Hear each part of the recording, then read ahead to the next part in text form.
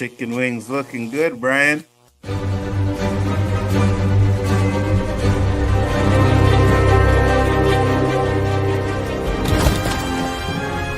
am inevitable.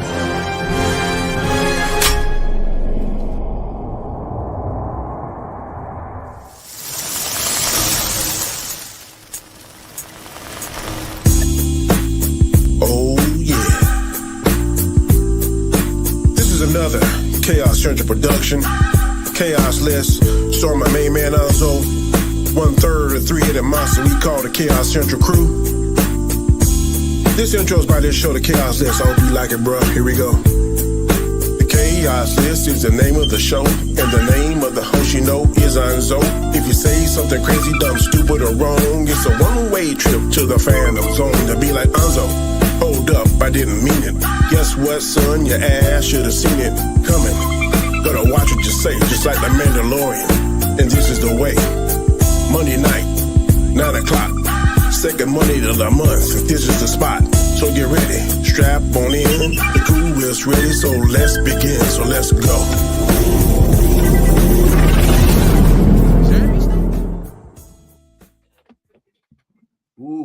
What is up? What is going on, people? Welcome back to the channel, and we got a good one for you today. Another roundtable going on where we are talking about Paradise. Now, Paradise has 7 episodes, so 8.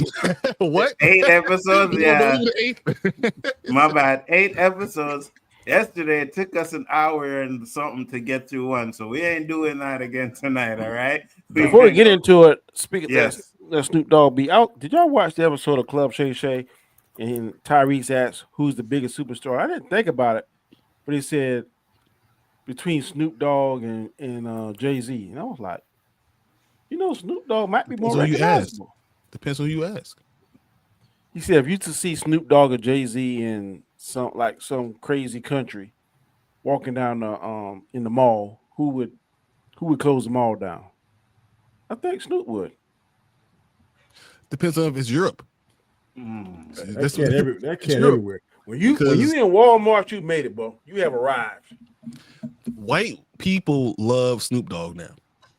That's the issue. That's the thing. I also think that Jay-Z is kind of secluded. You know what I mean? So with Jay-Z being as secluded as he is, I'm not exactly sure if he would be, you know what I mean? In there, I saw Snoop Dogg pajamas in Walmart. I said, man, this cat, it done made it. Anyway, shout out your channel, Danny. Let the people know where they can find you. You can find me on The Road to Wisdom on Mondays and Fridays at 7 a.m. Eastern Standard Time. I'm in the process of uploading my newest video. Also, check me out on Sundays. I do a little small video called Dapper Dan's. I'm trying to currently do the 75 suit challenge by Steve Harvey. I'm just now on number 9. Good Lord, it's gonna take me forever to get 75. But I'm gonna try and do it. I got you. Mr. Knight, where can they find you, sir? Real Review 3000, Chaos Central, of course, sometimes over on Bigfoot Entertainment, over on the Road to Wisdom, depending on what show we're doing. A lot of other places too. I like to just be on streams if I can. And currently we're doing the Unmasked and Masked Singer. This season has turned out to be pretty interesting. It's I saw that episode 3. I could tell the first one was. I said, man, that's it. Yes, it was, and it's just so obvious. But yeah, no, it's turned out pretty good. It's a lot less chaotic than the past few seasons. Less, I don't know. They've scaled it back to more what it was when it was first started. So I like it. It's turned out really. Let me ask a quick question, Lonzo. If you don't mind. Yeah. Which winner is the best one so far? Which winner of all of them? Yeah, to me, it's between the Fox and the Buffalo. Well, Wayne Brady definitely is going to be one of my favorites. Wayne Brady's amazing. He's the best singer. He's a real singer. That's the problem. You can't have a real singer. He brought it all. He brought the singing. He brought the dancing. That cat, he was tough to beat, boy. Well, which other way they could do like all the winners, but give them different costumes or something. That'd be interesting. Or I don't know. I don't know how they could do that because now that you know him, Wayne Brady though, man. I mean, he was an R&B singer, a good one. He made his album. I got his album. Then the other one that I would put up there was The Monster, T-Pain. T-Pain was the season 1 winner. Man, well, he came out there and his whole point was, he'd been told, he ruined music by using auto-tune. And he came out and he proved he could. And he said, I needed to come out here so people didn't know who I was. That way, whenever I got wherever I got on the show, people would see, oh my God, that guy can sing. And he won the whole damn thing. So that was pretty cool. So that's awesome. Absolutely. Brian, tell the people where they can find you, sir. Hey, I'm 1/3 of Spoiler King, so that means I'm on all the time. And shout out to the Steelers for getting DK Metcalf. It was amazing. I was like, yes, let's go football, because it's gonna be a monster thing going on this whole week. But why didn't you go to the Raiders with Geno? Stop crying, Danny. I don't hear it. He could have. Nikisha, where can they find you? First, I just want to thank you for letting me come, for allowing me to invite myself on the panel. I'm obsessed with this show. Wouldn't be the first time. Huh? Wouldn't be the first time. So rude. This is your channel. I guess I have to let it slide. Anyway, my channel's name is my name, Nikisha Moore Reviews. Thank you very much. And just know, you never experienced a phantom zone yet, so be careful what you say tonight, because you definitely need to get your cherry broken. All right? Oh no. I'm not touching that one. Not touching that one. Everybody has received one, so yes, absolutely. But guys, we are here to talk about Paradise, and before we get to the episodes, we'll just talk about in general what you thought of the series. Danny, overall thoughts of the whole series. When you recommend, I was like, man, I'm just gonna want me watch this mess, and it's gonna be some bull crap that I ain't gonna like. And I'm like, but let me at least act like I want to watch it. So I want him to say, like, you didn't watch that. I tell you to watch that, like that The Watchmen. I didn't never watch that. But you missed out. This show right here is fire. This right here, it's kind of like, and he ain't gonna agree with me, like Power. When I first watched Power, 13 episodes and 3 hours or 4 hours later, I was getting about ready to go to work. So this right here is an excellent show, and it makes you think, man, this could really be happening in today's government, man. Because facts, it makes you be like, wow, like what is going on? Absolutely. And to me, Elon Musk is Sinatra. Facts, Danny. Chris, what are your overall thoughts of this series? I've read some books that kind of play this right here. This what this series is about, kind of. And man, I love how I think they drop certain little hints here and there, and they do the way that the whole thing was structured. We talk about it a lot with Disney Plus things. It's like that pacing, or when they did the, episode 4 should have been in 2, or 2 should have been in 5. We talk about that all the time with Disney Plus stuff. This one was perfectly paced. It told the story perfectly. Each episode was more about a person, and then when you got halfway and you built your story, then we really dove in. We were given enough of the story, like he was learning stuff as we went along in each episode. But those episodes were more throwbacks to where did these people come from? Why are they the way they are? And so by the time you get to episode 5, you're sitting there, and now we're really taking off, and it felt really well paced. And those last like 3 episodes, my God, I mean, I watched this thing 4 episodes last night and 4 episodes this morning. And when I watched it this morning, I was like, wait, we already gone through 3 episodes? I was like, holy crap. I was like, it was just that. It was awesome. I love the show. It's great. Sterling K. Brown he killed it in this show, bro. He did. He destroyed it. I wish he would have got killed in Black Panther, because he might have been a good replacement, buddy. Facts. I mean, he's not going to be T'Challa, no, but he could have been something different. I don't know, man. I think he can pull off T'Challa, buddy. It's not going to be T'Challa. Brian, what are your thoughts? Oh, I really enjoyed the series. I thought it was a really good, thoughtful series. It was too close to home, but the first couple of episodes, I feel like it was built like a mini series. Like it wasn't going to be more seasons because they could have told an entire story within this one season. Yeah. And then it got so good. I think they realized how good it was, and it's like, yeah, there's no way to go to be one season of this. It reminded me of the Penguin. That could have all been withheld within one story, and then they just saw how good it was, and they say, "Well, we got to do a season 2 because it's just Sterling K. Brown's too good of an actor. Julianne Nicholson is too good of a villain.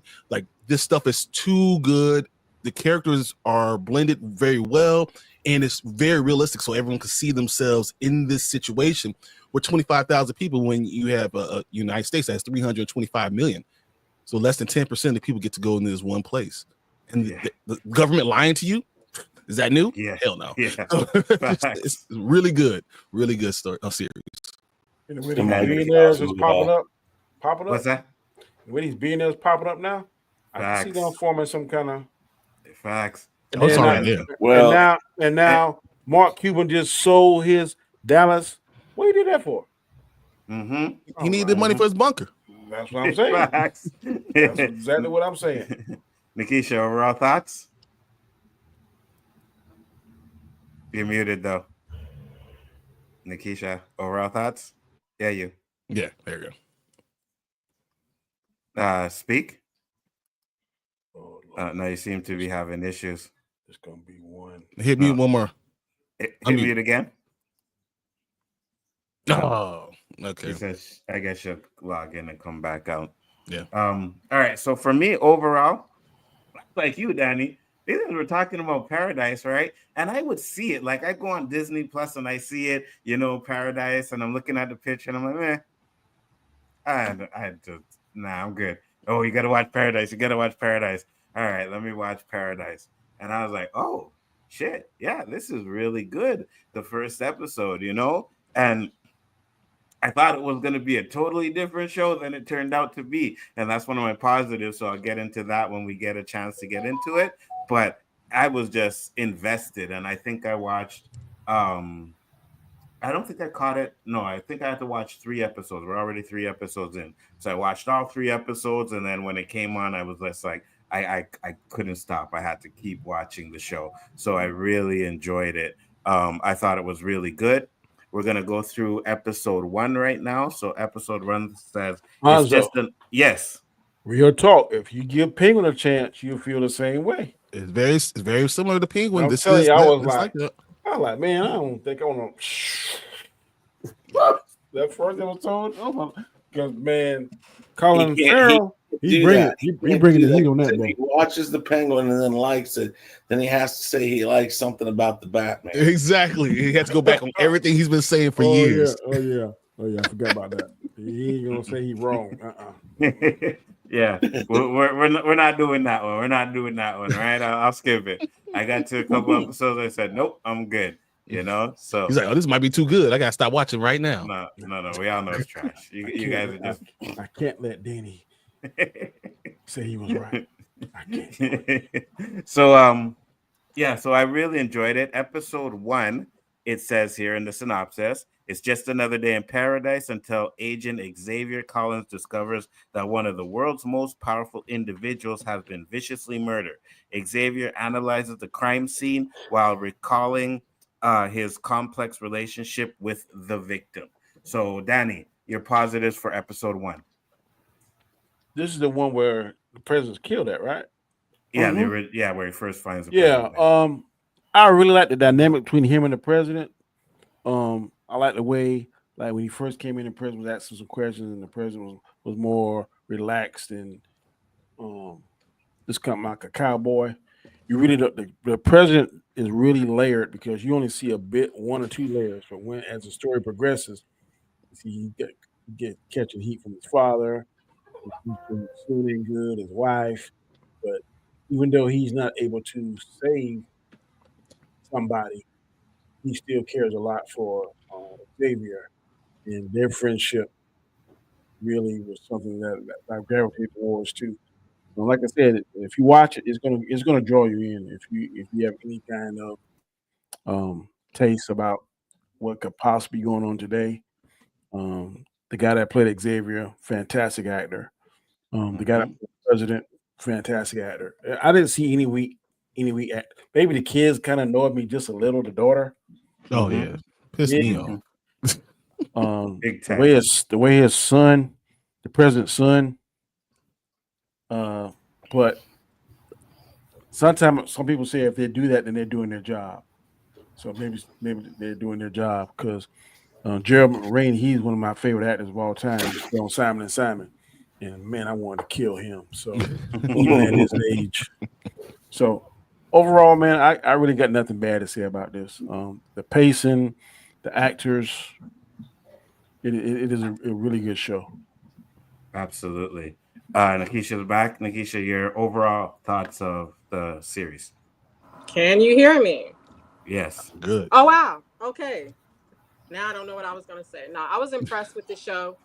From week to week, I continued to enjoy it. I was really surprised. I watched the first episode and thought it wasn't going to be my type of show. It was going to be a typical action, testosterone thriller, people shoot people type of thing.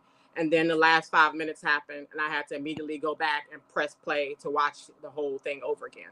And anytime a show can make me do that and change the context of everything I just watched, it's perfect. So, absolutely, 100%. Chris, your thoughts of episode 1?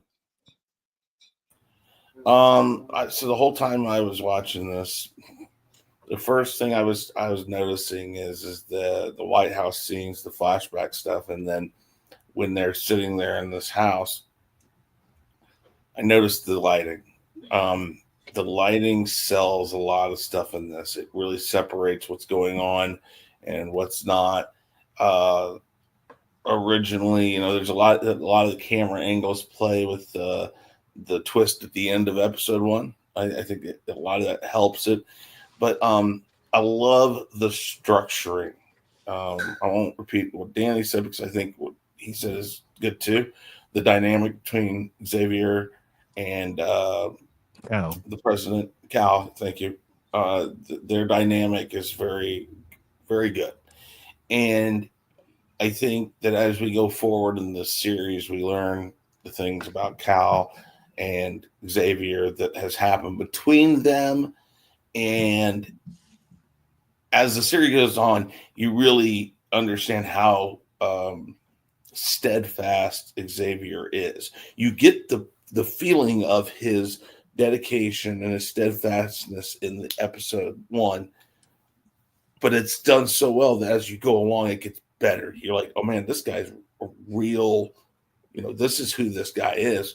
But the way they introduce him, the way they set it up, it was done very well. The use of the flashbacks and the way that tells the story. Again, Nzo, we've brought it up before. Flashbacks can be really good, or they can be really bad. In this series, all the way through, these flashbacks are so well placed, so well timed. They're the perfect length. They're not too much. It's just enough of what you need. And I love it. Again, the pacing of this show and the way the episode 1 goes, it's done very well. And then the way the twist at the end. Love it. Are we doing spoilers on this, or are we going? Yeah. So I read this book called The City of Ember. It's more of a teenage. Oh yes. Yeah. Okay. When I saw this, I'm like, because if you've seen the movie The City of Ember, it's not horrible, just not great. The book is way better. This right here, yeah, the books. But if you've read the whole series, this feels like what that book series could be in a movie form or in a form. This I watched this with that in the back of my head, going like, my God, this is very close to how you could do that book series. I was intrigued right away by that as it went along. I was like, holy crap, it's just done. It's masterfully done. The people you picked, the people they picked for the actors and actresses, perfectly done. I don't know if there's a misstep in this first season, and we'll get to that by the end of this. I have things to say about that, but just masterfully paced, perfect amount of flashbacks, perfect length of flashbacks, and the lighting sells the twist at the end that they're in this giant bunker. So Absolutely. Perfectly done. Brian, episode 1, positives. Well, first off, I'll talk about the actors. I think James Marsden was perfect to be president because you were able to see him like someone that we've seen before, right? That's George W. Bush, right? Someone whose dad put him in the position, didn't necessarily want it, wanted to be something totally different. The more you know about him, the more you feel like you kind of like him, even though you don't agree with his politics, you kind of like him. He's that type of person, right? So, and then we got Sterling K. Brown when he's coming in as Xavier. When he's done the interview, he is straightforward, right? He doesn't care about all the I'm not selling myself. I'm not trying to get you to like me. I'm going to tell you I'm going to do a job. I'm not trying to be your friend. I'm not trying to be your buddy. We're not joking. We're not on that level. You have to earn that from me. I'm going to give you respect because of the job, but I'm not going to give you my friendship just because I work for you. I'm not going to pretend like I like you. I like that coming from someone, especially from a black man. You know, doing your job. No, I have to be good at my job first. I'm not worried about everything else. So I initially engaged with that, you know, and then as the story kind of went through, we see that their relationship kind of has been splintered a little bit, and you're wondering what caused the splintering.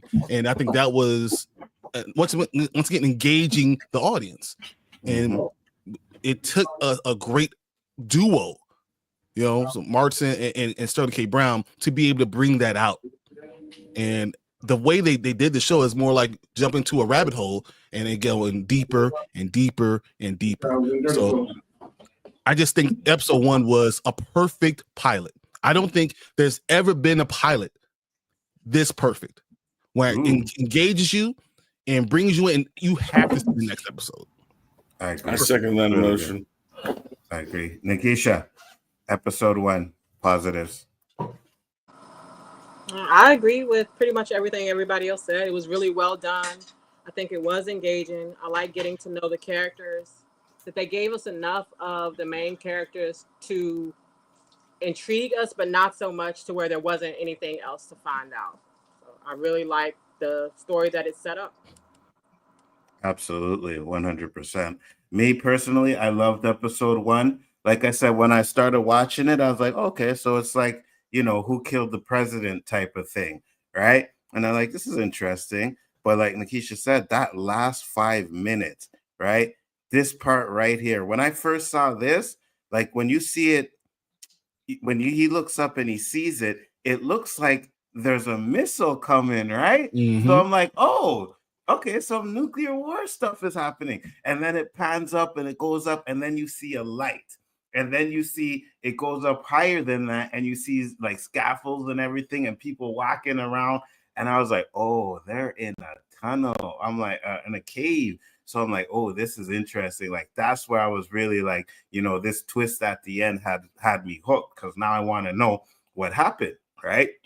And we do find out what happened later on. But like everybody else, the acting was straight up on point. I could say the kids kind of were a little bit of annoying too, you know, but, you know, you get to see how the president and Xavier were friends. But then you find out, like, you know, there's tension there. So you want to know, like Brian said, you want to know, like, oh, where's all of this coming from? What happened? So I really think that the first episode, yeah, like you said, was one of the best pilots ever. So I really enjoyed it. And one thing I have to say, too, is the cover songs on these episodes are fire, man. Yeah, they you are see lit. look at what my little tagline underneath here says. Hold on, let me big you up because I can't really see it.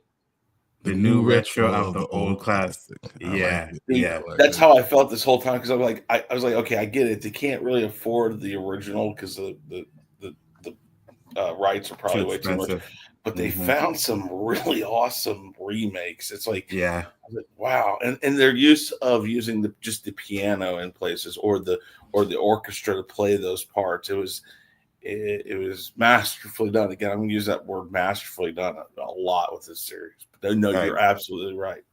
Yeah, I agree. All right, so let's get to the negatives. Nikisha, did you have any negatives for this episode? No. All right, Brian, did you have any negatives for this episode? Yeah, it wasn't longer. I wanted more. It ended, and I was like, "What the hell?" Yeah, I need to know what's going on right now. And that's a great negative to have. If you've written something so well that at the end of the episode, people are like, "I need more today." That means you hooked them in. And this show did it, hook, line, and sinker. I agree, and it's funny too because, yeah, I'm pretty sure I'm gonna have no negatives either. What about you, Chris? Well, no, I mean, but Brian, I'm so sorry you had to wait because I watched all 8 episodes yesterday and today. When you said you binged it, I was like, "What? I wish I would have binged." I saw. Well, see, I do that a lot because here's the thing: I can get interested in a series very easily, but some of these streaming series, and this is what's going to kill me about season 2. Sometimes they wait 2 to 3 years to come out with it. And it's going to drive me nuts if they do that with this. I hope they get this done quick. But anyways, it's supposed to drop as of right now. It's supposed to drop February around Valentine's Day of next year. That's what I heard. So we're hoping for that. But I can get invested in it. But when it takes so long, I'd like to binge it. I just want to get it out there. That's how I did Cobra Kai. I literally got through season 1 and like the first two episodes of season 2 on Cobra Kai, and then I found out there was like 2 more seasons they were coming out with. I was like, you know what, I'm gonna wait, and I waited, and then I binged the whole darn thing in like 3 days, and I was so much happier for doing that because I was like, the story doesn't get lost, nothing gets lost. Yeah, no. So, anyways, no, I get your point, but no, I have no downs on this. Me neither. Danny? Oh, I'm on a limb by myself. I got one nitpick, and then I'm going to sound like a bad guy, and I'm going to apologize already, Miss Moore. I just do not like the optics of Nicole and the president. She just don't look like that's just my nickname. Wait, hold on. Do you tell me that didn't look like George Bush when he was looking at Michelle Obama when she was coming in? He was looking like he was ready to risk it all for that one time. No, that's exactly what it looked like. Like I'm ready to risk it all. I will go with this on that. I felt like that's a trope that's already been played out. If you guys watched anything of Scandal, that's that whole Scandal play. I'm going very superficial. I don't have a problem with it. She just I got you. Not attractive enough for me. Wow. I'm just saying. Maybe he likes his personality, Danny. You know, I'm just saying. That's a nitpick. It has nothing to do with the story. It has nothing to do with the acting. I was like. Because I'll tell you this, there's one scene where she's in a little black dress. I was like, oh, it looks like she got some cakes behind there. So I can see why he could have been interested in that one. You know what I mean? You only got 25,000 people, so you got to be very selective. And you know, I say toughness. You know, when you have a strong woman, sometimes that strength is attractive, and you're engaged with that too. So if she looks decent and she has this great personality and then she's strong, that makes you really want you're falling for her right there. I know what you're saying, but I got no problem with Olivia Pope. Olivia Pope is fine. I'm like, okay, I'm not leaving. That's all. I see you, President. But his wife look a gazillion times better than Agent, whatever her name was. But I got you. I know it's colorism. I know it's kind of, but I'm sorry. No worries. Episode 2. It's Agent Xavier Collins is interrogated. Samantha Raymond, codenamed Sinatra, begins to reassure the community as she reflects on how she got to paradise. So let's go with episode 2. We'll start with you, Danny. Your positives of episode 2. Oh, I like it. Enter the psychiatrist, and she told him that thing in her hand. I don't know why nobody didn't see that. So that was like a little leap of faith. Of course, it led to the shower scene, which was fire. I don't know whether we can trust her now. I don't know, because she still seems loyal to Sinatra, but then she seems like she is definitely riding the fence. I ain't quite figured her out yet. Can she be trusted? Because when the agent, the female, well, I don't want to jump too far ahead, but you'll see later on that she has to be forcing coerced into doing certain things. So I don't know whether there's still going to be that loyalty to Sinatra. I don't know.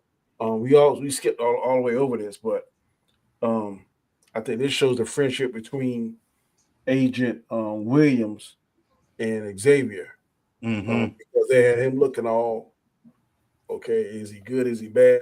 Then they went back and did the flashback. How his dad raised him, or his stepdad. I'm not sure. I can't remember. All crazy. This is dad, yeah. And then he's looking like a skinhead, that kind of stuff. But then when you find out his real feelings, this episode I like when it gives us a little bit more information, because there's a lot of questions left on the first. Like, can Xavier trust him? He's mad at the president. We find out why he's mad at the president. And so it's kind of, I was like, why are they waiting so long? Because when he first found the president, and he said, we got 30 minutes to do this. So what are they doing? And what also, when I'm thinking back, man, that female agent, whatever her name is, that his buddy was sleeping with, that loved the Wii game. She played her part. Jane is crazy. Yeah, I thought Jane was a doofus. I'm like, man, how in the world did they get her? Yes. You find out, boy, that is a wolf in sheep's clothing. So yes, man. She was the woman from Get Out with the teacup. That's what she basically was. And she was setting everything up. She's that crazy. That kind of person that should scare you for real. Yeah. So episode 2 just put another layer on top of all the characters. We find out I think, if I'm not mistaken, we find out why Xavier is pissed off at the president. You see the back and forth between them. I love the scene where Xavier's wife goes to the school and she's going off. Oh man, she was badass. So you can definitely see with yin and yang. I definitely like the dynamic between Xavier and his father. His father was a pilot, of course, and then Xavier did what he did. Wasn't that 3? Yeah, I think that's 3. Oh, yeah. No, 3 is where it's okay, Donnie. 3 is where they interrogate him, right? Where he's in the interrogation room. So no, he is interrogated in 2, right? But he doesn't talk to Dr. Gabriel until 3. Like, he doesn't trust her until 3. I think you see the dad since 1 and 2, don't we? Let me see. Hold on. I'll skim through. You get him in. Yeah, no, the dad comes in 3. Okay. I won't jump that far, but okay. The way she went in there and saved him, showing the thing in the hand, wasn't that like something he did? That showed But she did that, and she said, "Hey, no," because she trusted him. They did that before him in the past, so didn't it? Well, okay, I get it now. Okay, we were like, why is she trying to help him? But we don't fact to later on that she chose him. She's the one that chose him. No, she chose him. She chose Xavier. Yeah, but then the president said, if something happens to me, that's when go to him. Yeah. Right. So in this episode, we don't know that. Yeah. I'm like, why is she doing this? Why is she sticking her neck out for him? But then it finds out later on. So, man, whoever wrote this, man, they were on point. I agree. I like everything about this episode. About the show. So, good episode. Absolutely, Chris. Yeah, a lot of that. The whole interrogation scene. I know that was a big part of the promotions for this. Her flashing hands says "say yes." I think that while there's some side of this that we might be like, well, 1, why didn't they see it? 2, why did she do it? I think she just wanted she already knew, because she talked to the president and they had talked also at some point. So she kind of knows the dynamic already. And so she wanted to make sure that he passed with flying colors this test so she could get him out of there and talk to him alone. And that's why she did it. She wanted it because he may have preferred to say no, and that would have flagged everything. So she wanted to keep him on that flying colors. I can now control this, because as we know, as this series goes on, Sinatra has her hands in everything. She's the true master. She's the puppet master of everything. And rightfully so, because let's be honest, if this were really happening, if this really did happen, even if you had a president, that president is going to be a figurehead to keep the majority of the people that are in this bunker under thought control. Under control, or under the thought of everything is normal. And we were talking about this after we watched it, and I was like, the whole idea here is that at some point you may not forget you're in a bunker, but you kind of glaze over it because as day in and day out goes, this has been like 3 or 4 years they've been down there. Day in and day out goes. You keep moving forward. You keep as later on the doctor says, the grocery store, the diner. These things are designed for social interaction that allows you to kind of separate yourself from reality. Yes, yeah. You can separate yourself from reality. There's the constant reminders like the town halls and things like that are going to pull you back to, I know where I'm really at, but you can try to live your life normal. The president is one of those things doing that. It is a social engineered structured society to make sure that everybody feels the same. So I understand her being the puppet master, and you would need something like that. But it's all the underlying reasons why she's there. So I think the doctor already kind of knows this because that scene right here, as she's getting ready to leave and says, yeah, he didn't do it. And she's like, okay. And they let him go. And the doctor leaves. And she says, well, why do you keep me around, Samantha? She says, I like your pantsuits. And she says, I think that's the nicest thing you've said to me.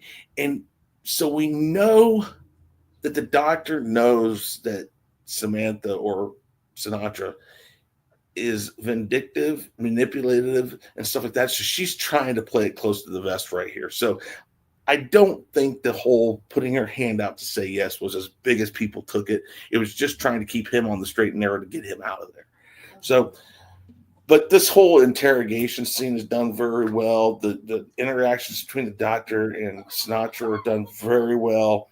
And I think the little bits of investigation we get into this is very well. Also, the fact that pretty early on in this whole series, we addressed that he took 30 minutes of time. Yeah. Which to try to figure out what happened. And it makes him look guilty as hell. And so they take him off of his detail. They take him all out of the loop on the investigation. So that felt very real. I liked that there was listen, we're going to slap your hand and not really do much, but we're not going to let you be a part of this because, hey, get away because you're too close to the situation. And so I liked how, again, all the dynamics work, the way that they structured everything. Again, the little bit of flashbacks used, all that stuff. Again, masterfully done. And I'm going to go back to something you said, because when he did that and he took 30 minutes, I was like, bro, you should not be doing that. You should have called that crap in right away. You know what I mean? And I'm glad that I'm glad they censored him for it. I'm glad they didn't gloss over that. It wasn't like, oh man, okay, we understand why you did it. You were trying to figure out everything. You were trying to figure this out right away because you knew how the big deal it was. No, he should have called it in immediately. Even all the other agents were like, well, why are we just sitting around here? What's going on? Why are we in lockdown? It don't make sense because Sinatra had everybody under surveillance because the doctor was the psychiatrist. Like, you mean you had my house? Because she knew that her and Xavier slept together and told about it in the shower. So you mean to tell me she didn't know the president was dead and the president didn't wear those wrists? Because those wrists should have been things to track you and show your vitals and all that kind of stuff. So there's a plot hole in that. No, so what happened is they killed all the cameras, remember? So all the cameras froze. So that's why they didn't get any, thing about the president getting murdered, right? So even if I don't know if it's biometric or not. Right. So, even if the librarian do all that, they manually did it. Yeah. And it wasn't even them that did it. It was Billy and his girlfriend, right? Because they stopped the camera. Yeah, so that they could play the Wii, right? So once they did that, even if Sinatra was watching, it would have froze at that point too. It wasn't just that I think Danny's talking about. I think he's talking about the wrist thing, monitoring heartbeat and stuff like that. Yeah. You don't have enough wavelength to be able to do that all the time. You have to isolate that to even activate it at all times. They're not going to read you all the time because you wouldn't have. I think they bring up the fact that they don't have a lot of the medical technology that they need to do a lot of stuff pretty early on in here when they're doing the autopsy. They said, well, listen, we're kind of limited. And they say the servers also overheat. They talked about that too. They only have so much room on the server, so they only could do so much all the time. Yeah. So without giving anything away, is it a plot hole? Because how would the killer knew that the cameras was down that particular time? Watching them, they did it every week. They did it every single week. The thing is I thought the same thing, because there's nothing that suggests it except for one scene, and maybe this is something they're going to hold on to for season 2. I don't know yet, but he looks at his watch and it says 11 o'clock, and that's when he starts going, and that's again, so episode 8. We saw I don't that know if that's because he knows, but who told him? He's watching though, but the killer has been watching. He got reminded, right? And we saw in episode 8 that he is now watching them. So he watched them for weeks, seeing what's going on. And he saw that they turned off the cameras from 11 to 1:30 every single night. So he made that plan, but he watched them. He was very strategic in his plan. He watched with them do that. So he understood the opening, but it wasn't like he's a librarian. So he's a nobody. No one pays attention to him. He hide in the bushes. They don't have the security to be everywhere. So they didn't have an alarm system or any of that other stuff because it's inside. So, he planned that out perfectly. So there are holes somewhere in that system, because if you go back to it, I guess you can have animals, but the neighbor had an animal. It was against the rules. So there are holes in those cameras in that. But they can't watch everybody because they don't have the bandwidth to be able to watch everybody. Yeah, and because Xavier does tell him, be careful with the dog, because you never know, who's watching, but they're not watching all the time until, and I can't wait till we get to that scene, until Sinatra puts the camera in the lights. You know what I mean? So, Brian, your positives. What's up, Basil? I thought it was really very well done. Once again, I disagree with you guys about Xavier. I think that the reason why he's been a police officer. He's been in all these cases for a long time. So he knew all the things would point to him. Who's the last person to see? He thought out. Who's the last person to see the president? Oh, it's me. Who has a bad relationship with the president? Oh, it's me. Who would have access to all this stuff? Oh, it's me. So instead, he knew he would get slapped on the wrist or get in trouble for doing 30 minutes, but he had to figure out what was going on because he wouldn't have access to it anymore. But we didn't know that at that point, though. He did know. He knew exactly that he was going to be the only one. We didn't know. Oh, yeah, we didn't know, but he did. So that's why he made the action of waiting those 30 minutes. Yeah. And then we started questioning him too. So like in the scenes, we start to question, is Xavier smart enough, or did he do this? Or what parts does he know? Or is he been set up? Because especially when he brings Billy in. So we're like questioning his thoughtfulness. Is he really that smart? Is he that good of a detective? And all those things. So we were questioning all that, not realizing that, we see later in the episode, the next episodes, that he is good at finding out what type of people these people are. That he is good at, knowing how their values and their structure are. But we were questioning the same thing with it. So I think that was a great job by the director, by blinding us from those aspects, so we can see later in a couple of episodes later that he is that. But he knew, even like Danny, if you're in position, and you're a black man, but you're a police officer, and you knew all things came to you. So like all lines pointed to you, but that your only chance to figure it out is for you to figure it out. Oh yeah, I'm trying to get ahead of that train. So you're gonna get ahead. So you're gonna say, "Oh, I'm gonna take my 30 minutes. I know it looks bad for me, but if I can get the answer I need to answer, then I'm gonna do it." That's what Xavier's doing. He said, "Oh, well, I see what it looks like. It looks like if I'm investigating, it looks like me. So I'm gonna get in front of this. I want to be able to answer these things beforehand." So I think that was well done, knowing who he was, and we see how he distanced himself from everybody at the beginning. So we knew what type of person this man was already. Then we have the whole point of him getting questioned. I think he was smart. He still did the same thing he did the day before. He knew they were coming from. There was no question, no problems. He talked to his kids, went off and did it. He still was okay with going through the process because he knew that process was going to happen regardless. Now, absolutely. Dr. Gabrielle Tarabi, whatever, she picked him specifically when the president was choosing who's going to be in Secret Service. She gave the president, this is the guy. And he interviewed her interviewed him, but she picked him because she knew at the end of the day, when all hell breaks loose, this is the man that we could trust. So I think honestly that when Cal told her, hey, if anything happens to me, you don't go to Xavier Collins, only go to him, she already knew that because she set that up. She's the one who thought about this beforehand because she's that type of psychologist. She's looking at people as a therapist and how that stuff works. So the show itself was written in such a way that's very intelligent and intuitive. If you know each player, each person, and they gave you insight to each person too. So I thought that it was just very well done overall. Absolutely.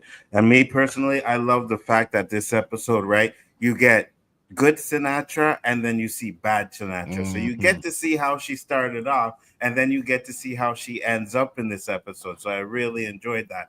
I loved the interrogation scene. I thought the interrogation scene was absolutely fire. I just love the way it goes. I love the way it went and how he was just, asked the question and this and that. And even the scene where he's in the car with the chick and he's like, I don't understand how the person who is sleeping with the president is the one running this investigation. Running this investigation. We need to look a little bit more deeper into you. So I really enjoyed that. And to be honest with you, I agreed with him, but I'm like, yeah, maybe she's in it a little bit too deep. You know what I mean? Maybe she has something to do with it. And that's why, because it seemed like there was tension there between the two of them for a while. So I did enjoy it. Yeah. Absolutely. And she didn't really trust him. She got it in her mind that he might have been able to do it too, So I did enjoy that. And then like I said, this episode is basically, this scene I really enjoyed because it foreshadowed what was to come, right?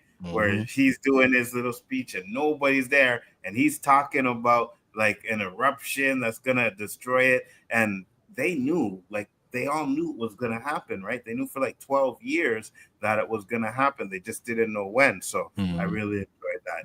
Like I said, all the interactions between the people and the flashbacks and everything was absolutely great. I'll start because I don't.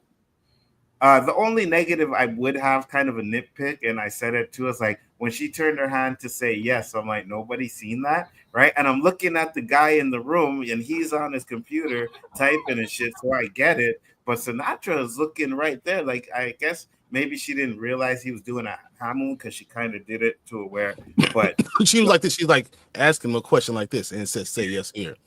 Yeah, so I can kind of get that, but it just seemed like a little bit there. But that's my only negative.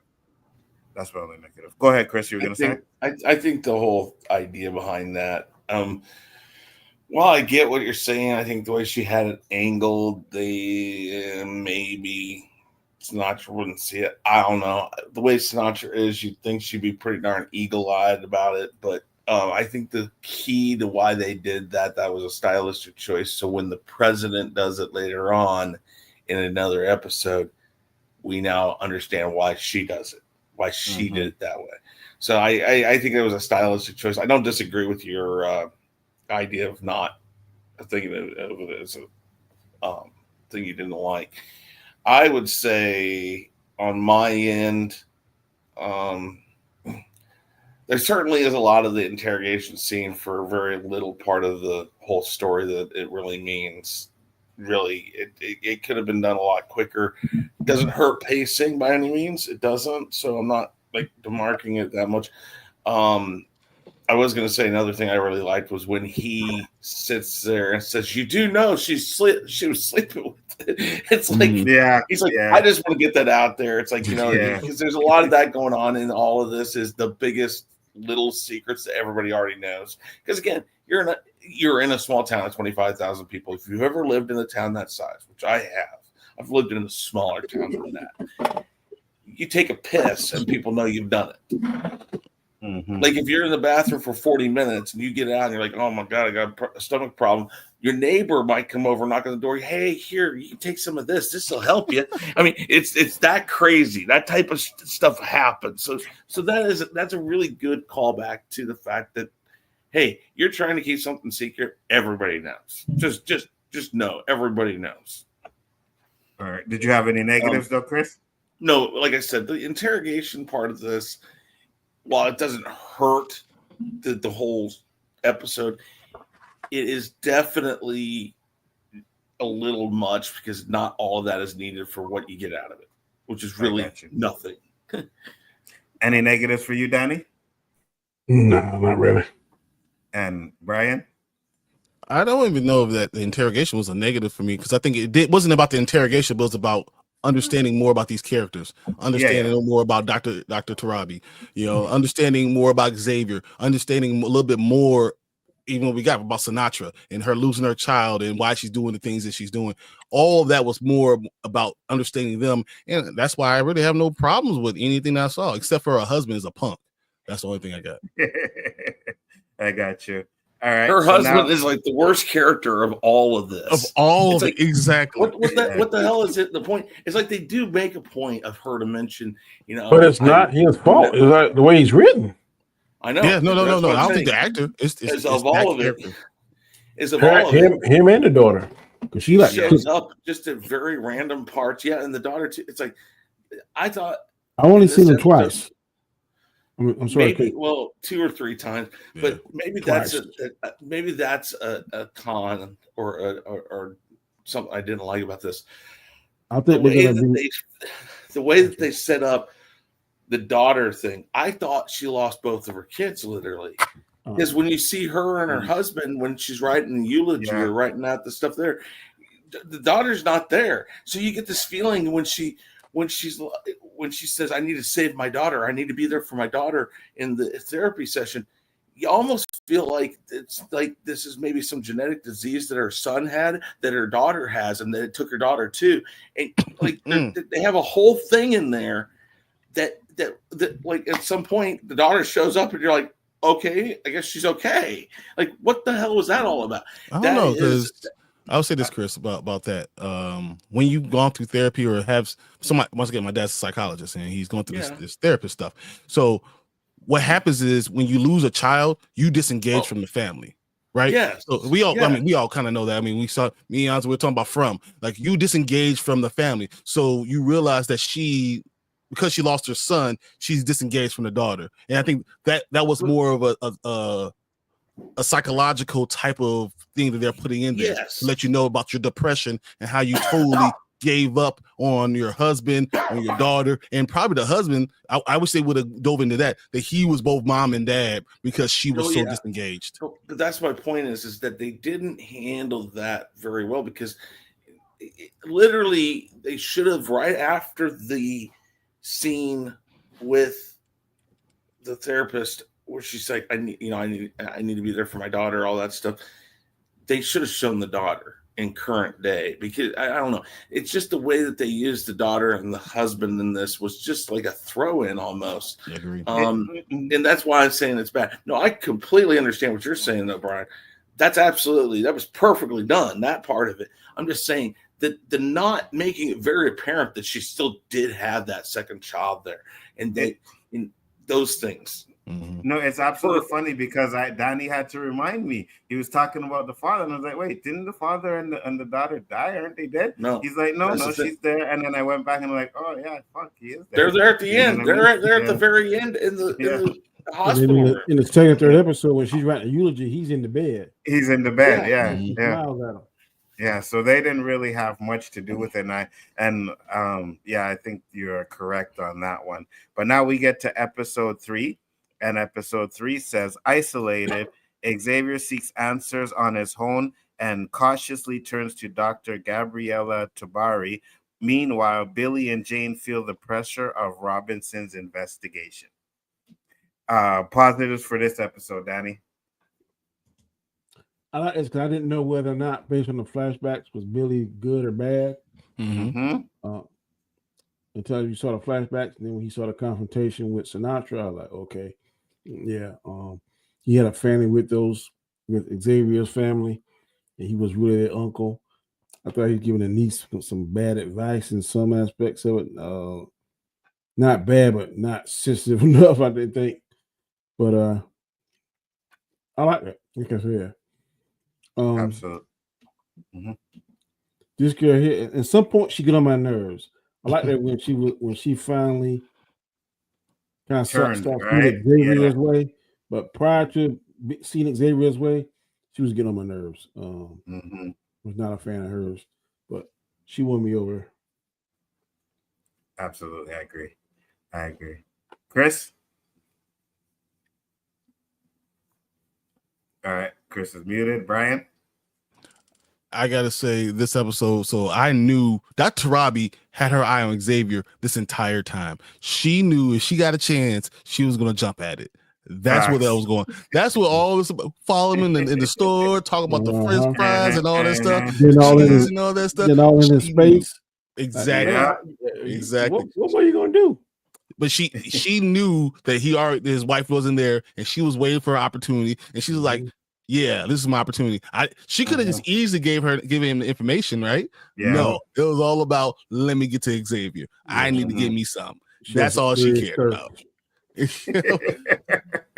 So I thought that was good, but I also thought it was good by Xavier. Though he did it, he also kept her still at bay a little bit. He didn't totally trust her. I thought that was interesting. And then to pick it back off of what Danny said about episode 2, exactly what you just got. Episode 3 is where you see his dad and you see their relationship and understand why the relationship soured because of the type of man Xavier is. And once again, Dr. Tarabi knew what type of man he was because of all these little things. She pieced it all together. So he's so good that he's going to tell us on his own father who raised him to be this type of man, to make sure that no one else gets hurt. He will do whatever it takes to protect all parties. She knows this about him. So like this is more of a dive into Xavier's character than anything else.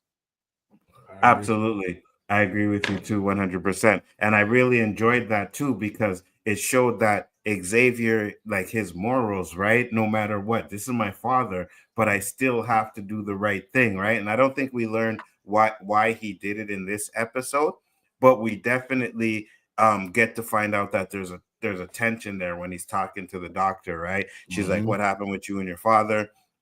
And this and that. So I really enjoyed that. I thought that and the father, from Different World, he's an amazing actor, the Colonel. The Colonel. So I really enjoyed seeing him back again. And then we have the interrogation scene, which kind of interrogation scene, but I loved it because she has them in the room and she's telling them it's this episode, right? And she's telling them, hey, we find out about his father, that he put his father down immediately this episode. Like he's about to go off to this, like, you're not going to fly ever again. Enjoy his last flight, Dad. Yeah, absolutely. 100%. And then we get this scene where they're having this little interrogation scene, and they're like, bro, I was dying. When Billy and Jane said, we like the weed. we know why you turned off. We know that you turned off the cameras. We know that you did this. And she just jumps up because we like to play the Wii. We were playing the Wii. I was like, really? The fucking Wii? You guys turned off the camera for the Wii? So first off, we see Billy get on the couch and he's lying down like he falls asleep before the camera goes off. So strike number 1, and the camera goes off, and they've been doing it just so that they could play Wii all night. Wow. I was dying. I thought that was so funny. It's so funny to the point where Sinatra's just like, all right, get them out of here. It's like, so we tennis. What the fuck is Pete? We tennis. She better. You know what? Sinatra's is her fatal mistake. She should have had more respect for the Wii. Oh, facts, 100%. 100%. She should have seen this because she had. I don't think the doctor had slept with these two. She knew what these two background was. Sinatra did. Yeah, Sinatra, because Billy was her alpha, and I guess her girl was her beta. Yeah. So she knew they were crazy. 100%, right? And that's the reason why she got them down there. But I'm guessing she figures at this point that they're working for her, right? Yeah. So they gotta play the role. She didn't give them the order. Yeah, right. She's in trouble now because she can't control old girl. No, and she said and Jane kept her alive because she knows she can't control her. Absolutely, yeah, 100%. So we find out this scene was good too, where this is because even though we talk, like Brian said, like she gave her all of these people for the president, but her number 1 choice was Xavier. You know what I mean? I'll put him on top. It's the one you're gonna talk to. And then we get the, she wanted some dark meat. You know what I mean? So yeah, so it was a great episode. I really enjoyed it. I love all the flashbacks, and one thing I think they do well is they give you enough time with characters so that you understand who they are and what they. Yeah, absolutely. So I really enjoy that. Shut up, Danny. I ain't saying nothing. Yeah, because I had a feeling that the Daredevil character development was going to come in when I said that. So I didn't want Yeah, I knew it was coming. Any negatives for this episode, Danny? No. I ain't got no negative for none of this for what I told you. Me neither. To be honest with you, I don't think I have any episodes for any negatives for any of these episodes. The only thing I had about this episode is I thought that Xavier Collins would have went and talked to his kids no matter what. Yeah. No matter what she was trying to be on, he would have made sure, hey, I'm letting you know I'm gonna go be somewhere else. I'm gonna do something for my job. I'm gonna go do this. Like I think he's feeling guilty because he didn't want to lie to his daughter because they've been mourning the mother, his wife, for so long, and now he's doing something. He ain't gotta tell her I'm staying with her or whatever. Yeah. So I still have to do something, but let them not have to worry about him. And I think his character is the type of person that will always make sure that I'm taking care of them. I'm making sure they know what's going on. Because I'm the other head start thinking your regular head don't think right. Absolutely, you're because 100% right, Danny. No, because he did say that. He did say that, when he wakes up, he's like, I never left my kids alone without them not knowing. So you're correct, Danny. That's second head. I'm married. He said, and know what he told her he was married. What did she say? Your wife's not here or something. Yeah, she's like, not tonight or something like that. Yeah. Wow. I was like, man, that is a cold woman right there. She said, no, not tonight. We doing this tonight. Facts, absolutely. Episode 4 is the Citizens of Paradise celebrate the annual carnival. Xavier and Billy devolve deeper into their investigation. Oh, I do so the good first.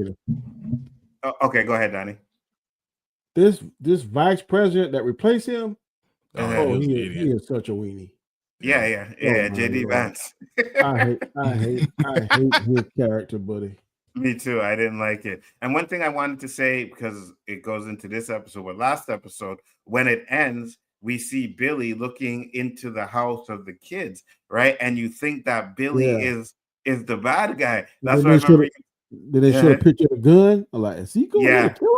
Yeah, because I remember you were telling me, you were like, oh, I can't believe Billy's the bad guy, and I didn't want to tell you that he wasn't, so I didn't say anything, you know what I mean? But I was like, yeah, they really played it up, and I was like, damn. Yeah, they had a lot of misdirection going on in there.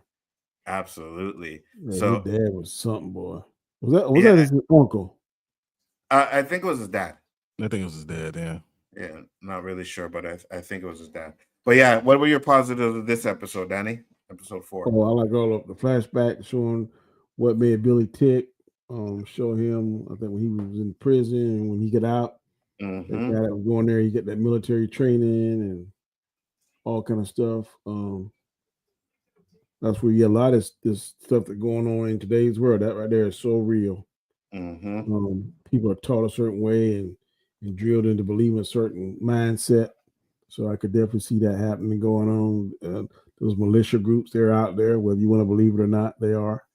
Absolutely. And, it showed them. I think this is the end, like when he confronts Sinatra. You think he has? I think this is it. Yeah, he confronts her, and then when he said, I like when he tells her, "You better bring your biggest and baddest." Facts. Me too. So it's amazing.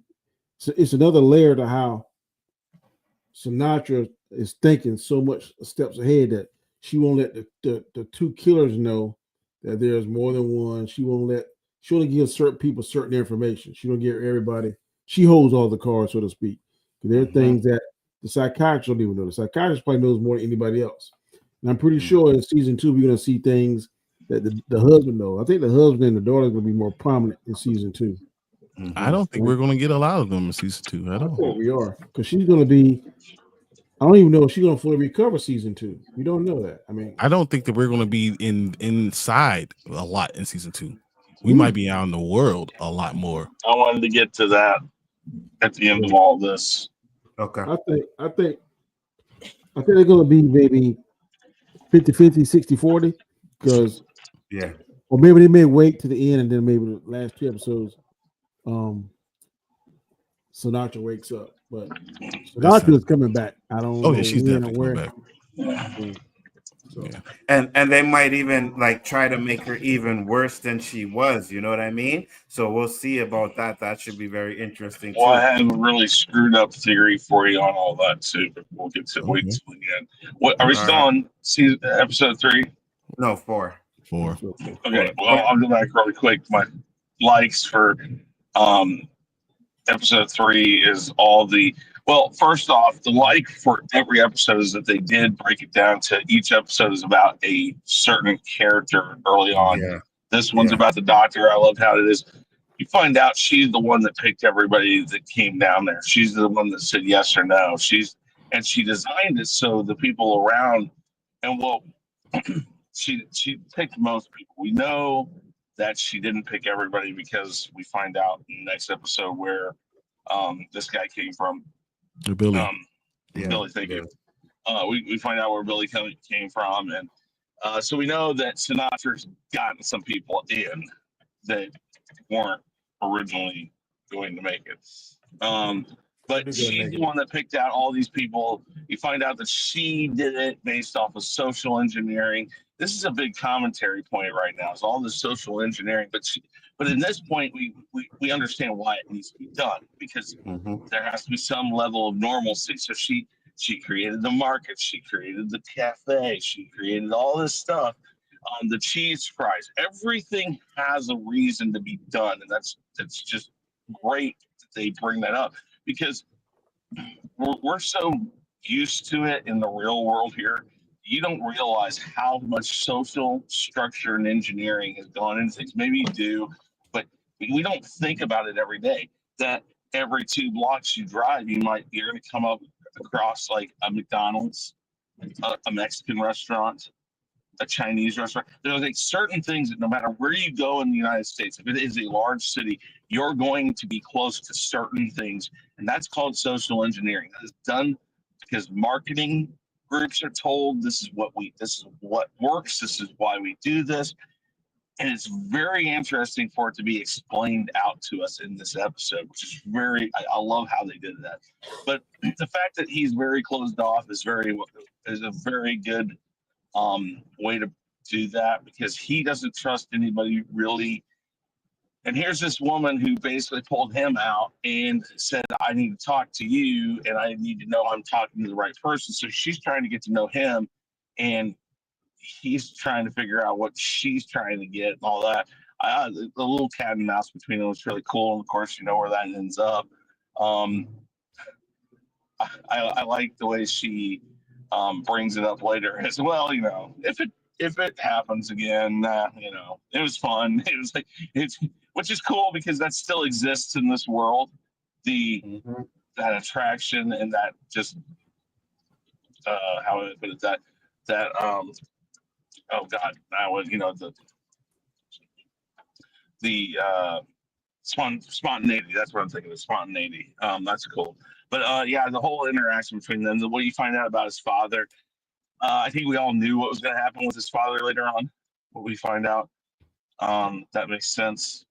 And we learn here that he's a pilot, but he couldn't get in because he has bad eyesight problems. Which there's people that have corrective lenses and stuff, so I don't know when that's going to come into play because I guess he wears contacts or something. That's allowed. I'm trying to figure out exactly how bad his eyesight is that he's able to do it, but not able to get a job doing it. So maybe that'll come up at another point. But yeah, those are my likes, my dislikes in this episode. At the same time, why I thought it was kind of an okay thing to do. It was a little cliche for the shower scene. It was just. I'm married. I know all that. So it just that felt like really just kind of. God, that was like almost right out of the crazy soap opera or something. Good scene, but just. And what about episode 4? Episode 4. That's this one where he walks it. I think Billy does the right thing. Billy's trying to do the right thing. I did find it weird though that he goes by his house in 3 and with the gun. I wasn't sure what the point was. I guess he's more trying just to protect the kids at that point, maybe. Mm-hmm. He wasn't sure what they were going to do or what Yeah. Sinatra was about. Yeah. I got a negative. I think it's all right. episode 3. But I don't like the. Oh, go ahead. Oh, I was just gonna say, but at 4, the whole you find out what he is about, where he came from, and that after his dad or his uncle, I think it was just an uncle. That's what it was. After that, he doesn't hesitate anymore. He really doesn't. But the way that the ending of it happens, I love that because you told her to send the biggest, baddest mother effer. Mm-hmm. I'm it. I love that. That was done masterfully. Absolutely. So, anyways, Danny, you're negative? He's blaming the president, and the president does hold some culpability, I guess, for it. But if I don't know all that, I wouldn't let my wife go that far. No, I agree with you. Yeah, I agree with you 100%. You can't do this. Something's going on. I can't tell you, but I'm telling you, you can't go that far. He said, he tells the president, I'm going to need more than that to stop her. He automatically knows that ain't enough. I could tell her, it's not safe for you there. Well, why isn't it? I don't know. Okay, well, if you don't know, it's obviously not that big of a deal. He knows he needs more ammo. So he asks the president for more ammo, and the president at that moment can't give it to him. So I don't have a problem with how that happened. I got you. The president tells him, you better be more forceful now. You better insist. Yes, I know, but he says, I need more. And then the president even later on says, I didn't know you meant she was going to go now. It's like, it's kind of all just, it's happening so quickly. And also then you find out the way that the event happens, that nobody expected it right then anyways. So there's a lot of things going on there that I can forgive that scene. I got you. You have any negatives, Brian? I didn't tell him I'm positive yet. Oh, shit, my bad. Go ahead, be positive. I think they did a really good job with Billy overall. Kind of giving you the entire scope of who he is and what's going on with him. And the more you knew that he never had that family unit and he was starving for that, the more we start to realize that Billy would never hurt the kids. That would never turn his back on Xavier. So we got a lot more information about him, and they actually made us like Billy and want him to stay around. And he's showing how he's a badass and all these other things in this episode. I just think that they did a great job with showing his character. And this is the episode. After this episode, I realized anyone that I was going to fall in love with or like, they could be gone in the next second. So maybe you should just watch and try not to fall in love with any person, because next thing you know, they're gone. And that's exactly how I felt on this episode 4, because I just lost the president. I'm not sure exactly what's going on with Xavier. I don't know about Sinatra or her son or any of that stuff. So any character that you start to really engage with could be gone at any second. So I knew I need to have a step back and just enjoy the show. And that was smart for the show, because you don't have to worry about, people second guessing you when they now know that, anything can happen at any point in time. So that plays into the writer's hands. That plays right into what they want, which is you don't know who, when, where, if, or what somebody's going to be going for. And that plays at the last episode. It plays really heavily into all that. Exactly. I agree with you 100%. My positives are definitely Billy in this episode, right? We find out a lot of information that he was working for Sinatra. You kind of feel like, oh, he might be, a bad guy in this one. And I was like, because Billy, they already showed that Billy could fight and he can handle his own. So I said, that's going to be interesting if they do that. And then they totally switched it up where Billy went to Sinatra. I was like, no, that's my family. You know what I mean? and you better not even touch them. And I was like, oh my God, yes, I love it. One I'm like, hair on their head is missing. I will kill you. facts, facts.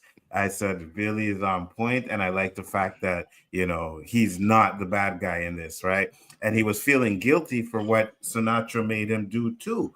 You know what I mean? So I did enjoy that. So I was like, yeah, that's definitely good. I really liked the friendship between Billy and Xavier, because you get a lot in this, and then you also find out that he cared for the kids, but that one scene where he's like, oh, please don't do this. That's my family. And I will tell you everything in the morning. You know what I mean? Like, he was kind of hurt that Xavier Don't felt even a certain question him. way. Yeah. Mhm. You know what I mean? So I did enjoy that too as well.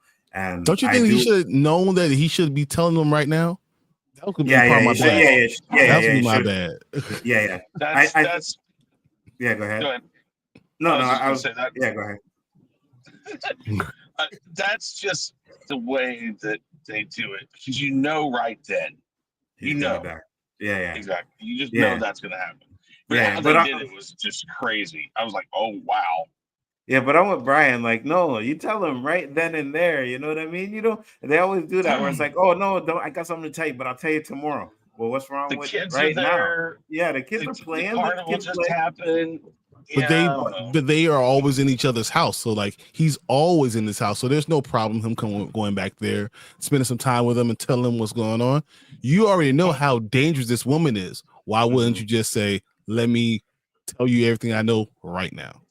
As you say, I agree with that. And I also understand, because he does say, you might not feel the same way about me. Let me be uncle just for one more night, because he knew what he had to tell Xavier. You know what I mean? And with the type of person Xavier was, he might have looked at him a different way. So I guess I can understand his reasonings for not telling him that. But man, he's just not certain how he's going to take it. And yeah, and also at that moment, do you not think that he was doing certain things for Sinatra, and he felt like he was doing the right thing in some senses, and then here he is, he's processing a lot right then. He's processing a whole lot right at that moment.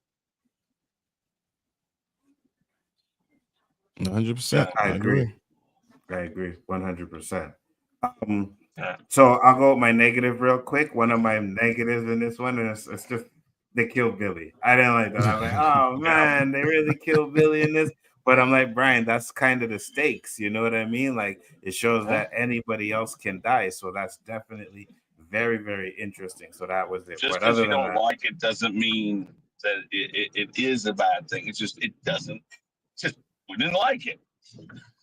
Absolutely. At any point in time, anyone can get it. That's what it told you. Anyone can get it. And it also told me, this reminded me so much of Get Out. I was like, man, don't trust her. And she's smiling like, you don't know her. You don't know her. Don't just bring them to your house. You don't know backstories. You go to her house. You don't let her come to yours.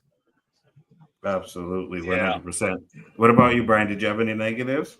Oh, that was my biggest thing. I thought that he made a miscalculation with who he trusts. You only trust that family. This is your family. They love you. So why would I go anywhere else with someone, especially at this time where I don't know who's for me and who's for anyone else? When I know Sinatra has someone out there, why would I will almost think you should have told Xavier and stayed at the house, because he's the only person that you can actually trust there.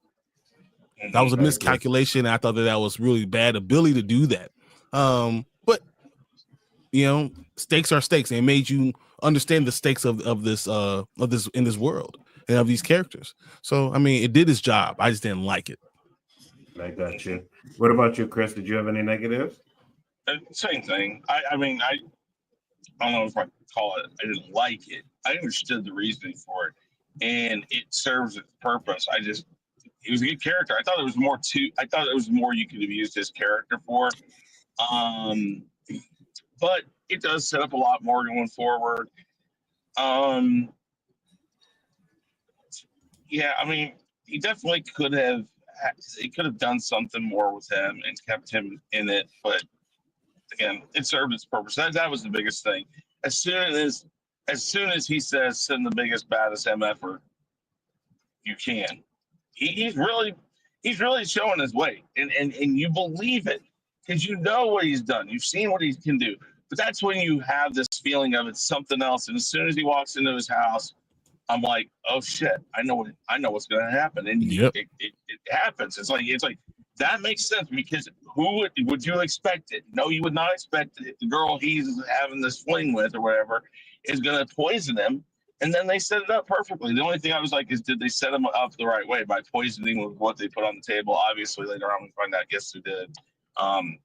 But that's important in writing to make sure that if you're going to do something like that, that you make it crystal clear that it's the same thing he died from that we put out on the table, all that.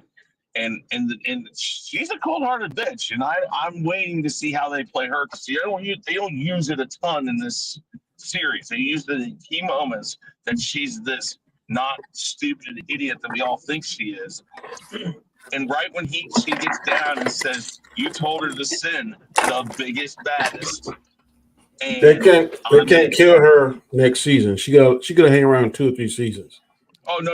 I know, but like I said, I have some theories about this with her, but we'll get to it. And anyways, yeah, no, that's the big thing. You took a really cool character, and you showed us we can take anybody you like, we can take them away just as quick as you got to like them, and that's really like that's perfect for a series though. So it's something I didn't like. But damn, they knew what they were doing. This is House of the Dragon, Game of Thrones, Walking Dead kind of stuff. Yeah, you fall in love with somebody. Yeah, don't get too attached to any one person because at any moment we can take them away. Well, that and also Grey's Anatomy because Shonda Rhimes will just kill somebody off because they said 2 bad words to her. The only person saved is Xavier. Yeah, pretty much. Maybe. I want to get to that later on here too with season 2. We'll talk about that. But anyways, go ahead. No, this show falls apart without them. It's just like from. Well, yeah, I think so too. Yes, you get rid of Harold and From, you get rid of We'll talk about that.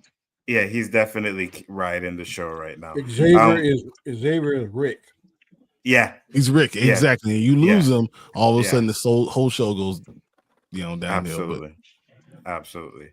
Episode 5 is called "They're Lying to You," and I'll just say it right now. I think episode 7 is the best episode, but I think this episode ends the fucking best. I think the end of this episode is the best, and we'll get into that when I get to my positives. But Xavier faces the consequences of his investigation, forcing him to consider how to proceed. Meanwhile, Cal's family history and his last days are examined. Danny, positives. Man, everything. Just I don't know who the showrunner is, man, but man, they killed it on this. I agree. With occasional nitpicks, as I said earlier about the optics of the love interest, him not telling his wife.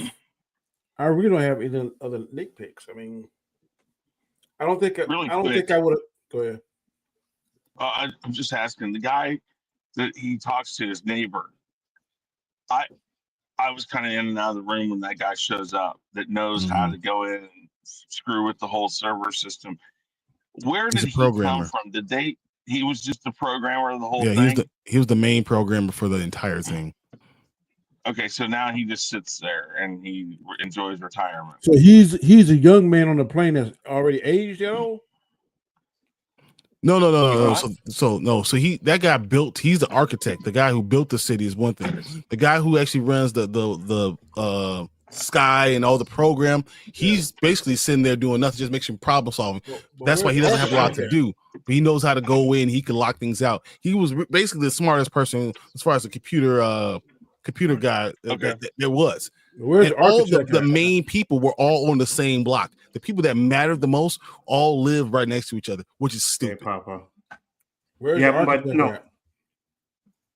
What'd you say? I haven't seen architect since he was on the plane.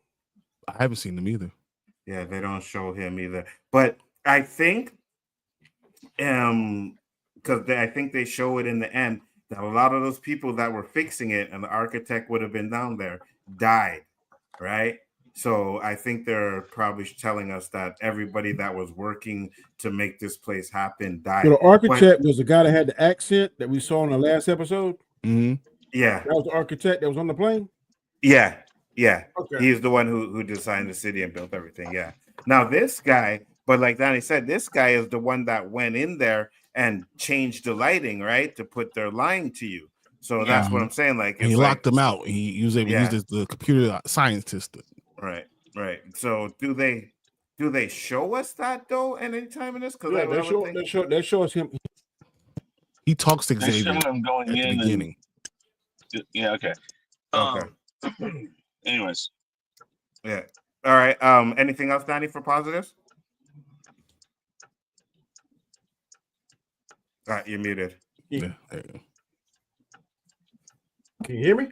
Yeah, we can hear you now. Yeah, they show him going in there, and then when they start tracking the bracelet, it was his bracelet, Xavier, his kids, the black agent. We couldn't find them on there. So he helped. He helps Xavier because Xavier behind his secret about the dog.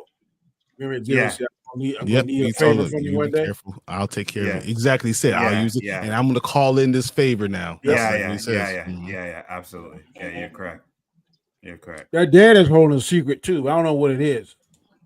Kane Bradford. How did the dad get so much access?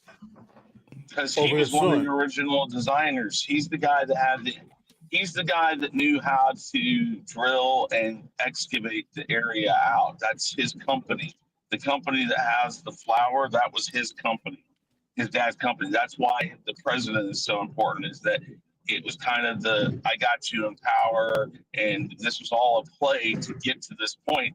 And his son only finds out in near the middle of his second term or something, But his dad, the architect, the guy that made the city, all these different people were a part of that first group that walked in and made things happen. And that's why his dad is so important, because he does the land and the drilling and the oil, all that stuff. He knows everything about that. That's what his part of this is. So I get that part. all those people in that table have the actual access to this tablet. So they probably know about it all. Because they talk about it. They're like, he knows about this, they know about this, So they all know about it. Everybody else is only told what they need. So they let the president believe he has access to all this stuff, and then the president comes to find out there's just one spot he doesn't have access to. He can't get into. Yeah, so that's all a play to let you know that they're puppeteers and then they're puppets. Brian, your positives. Kane Bradford, with the character Kane Bradford, his father. So we found out he's really like George Bush. He's like the original George Bush. He was running the country. He's the one to put him in place to be president. He did all those things. He's the first, he's a billionaire. He's the money man. That's why he had all this power. But the fact that he narrated so much of it, I thought that was a very, very smart, because it's almost like he narrated the situation. What's going on? Put them sorry. Put this whole thing into action. Without him, there would be no action. And you start to see how much of a despicable person he was. And I thought that was key to the whole impact of everything. So I honestly thought that Kane was my favorite part of it. This is probably the most emotion I had. I think this is episode 5, right? The most emotion I had since episode 1 was this one. Seeing so we just saw Billy die, seeing Cal die, seeing the interaction between he and his father, understanding that he never wanted to be this. See Cal going through all the emotions of I want to tell everybody, but I can't. That was just really overall a huge deal. And Xavier having all these people that he it was almost like he knew at one point in time, I'm going to need to talk to these people. I'm going to need people on my side. And it was smart that he was doing that from the beginning, but not even realize he was doing it. Just this episode gave us a lot of different keys, and I just enjoyed the journey we went on it. Absolutely. What about you, Chris? Well, this is where we start getting into where the stories have been told for each person for the most part. The only thing I don't think they really explain a lot. We get it early on that Cal and Samantha know each other from somewhere. I don't think they ever really approached that, except for they were both teachers, I guess, or both some sort of something to do with this. They were both at that conference, but they knew each other before that because he mentions the son. I guess we're going to get that more in season 2. He kind of glossed over that. I'm having feelings because he comes from an elite family with money. She became into money. I mean, we didn't get a lot of that though. But definitely the way that they introduced how they found out about the plot, you start the disaster, you start seeing that this was obviously planned long before the president was even brought on board for it, because his dad realizes with probably Samantha that, hey, we can do this, we know this could happen, because she sees this seminar, this presentation, that everybody else obviously just doesn't believe in it. She's worried that she's going to lose her daughter. This is another spot where her daughter shows up briefly, and we still don't, it's that moment when she's needed, but it still doesn't make a lot of sense. But so daughter shows up in that little quick thought in her head of, oh my God, this tsunami is going to come and kill us.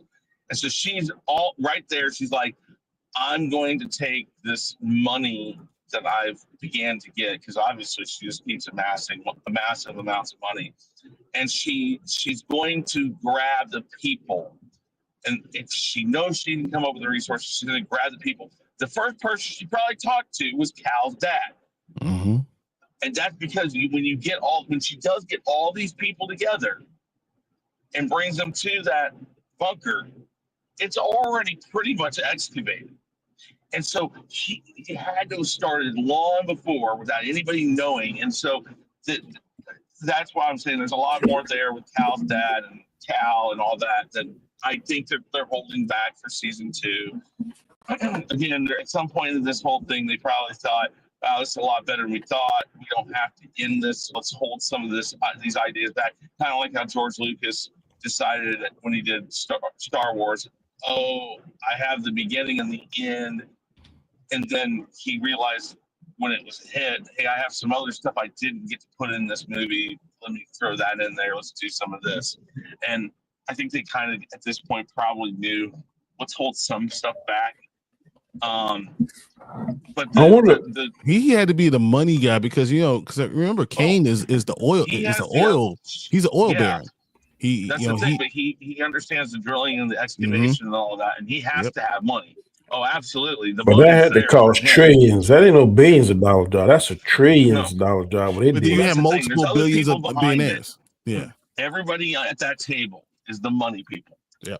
And the president was allowed to sit there and know what they wanted him to know. But I guarantee you, and we see it kind of, that they have different levels of access. But I wonder did he know, and did Sinatra know that what they thought was catastrophic really wasn't, but they still want this utopia so they can be the head. They found out when they went out, when the scientists went out. I know, but I'm saying if you're already at the top of the food chain and you can breathe and stuff, why do you still want to live in there when you can kind of, because like they said, in your own image? But the Earth is already, so the tidal wave was devastating. That's the thing. First off, the tidal wave was devastating. So they knew that there was going to be massive amounts of panic. People who are going to attack other people, they still know that the world's going to be in disarray. But the wild card here, that again, we're kind of getting ahead of ourselves here. The wild card is what you find out about the nuclear football. Really, that's kind of the wild card in all this. But we'll get to that later. Yep. So the way that they set up how the bunker was made, how she picked out these people and stuff. That, and Brian, I guess you've read the City of Ember series. Yep. This is very much the Prophet of Yonwood, where we learn that the dad has something to, or the girl's dad has something to do with this project out here that nobody knows about, and then there's a scientist in the city that's a part of it too, and it builds on the. Again, it's not based off of that, but it was like, oh wow, this is exactly how you could do that. Anyways. The connection to all the stuff, you start to learn why she's doing it. they're doing a very good job of making her altruistic and at the same time very evil. It's like she's doing it for the right reasons, but what's the motive for it? There's more to it. There's something she was expecting to get out of it. And when they found people, she's like, that's going to hurt her cause. We still don't know a lot of that stuff, but the way that they introduced and how they were, had to do it. And then again, later on, you find out it came quicker than they expected, but they were able to get this done. I like the way that, the structure of this episode is done very well. Yes, the fact that when he walks in on Billy, the emotion that Xavier has, that's very well done. The idiot girl, she plays it off very well. She's believable enough right then, and she's smart because she lets him go in first.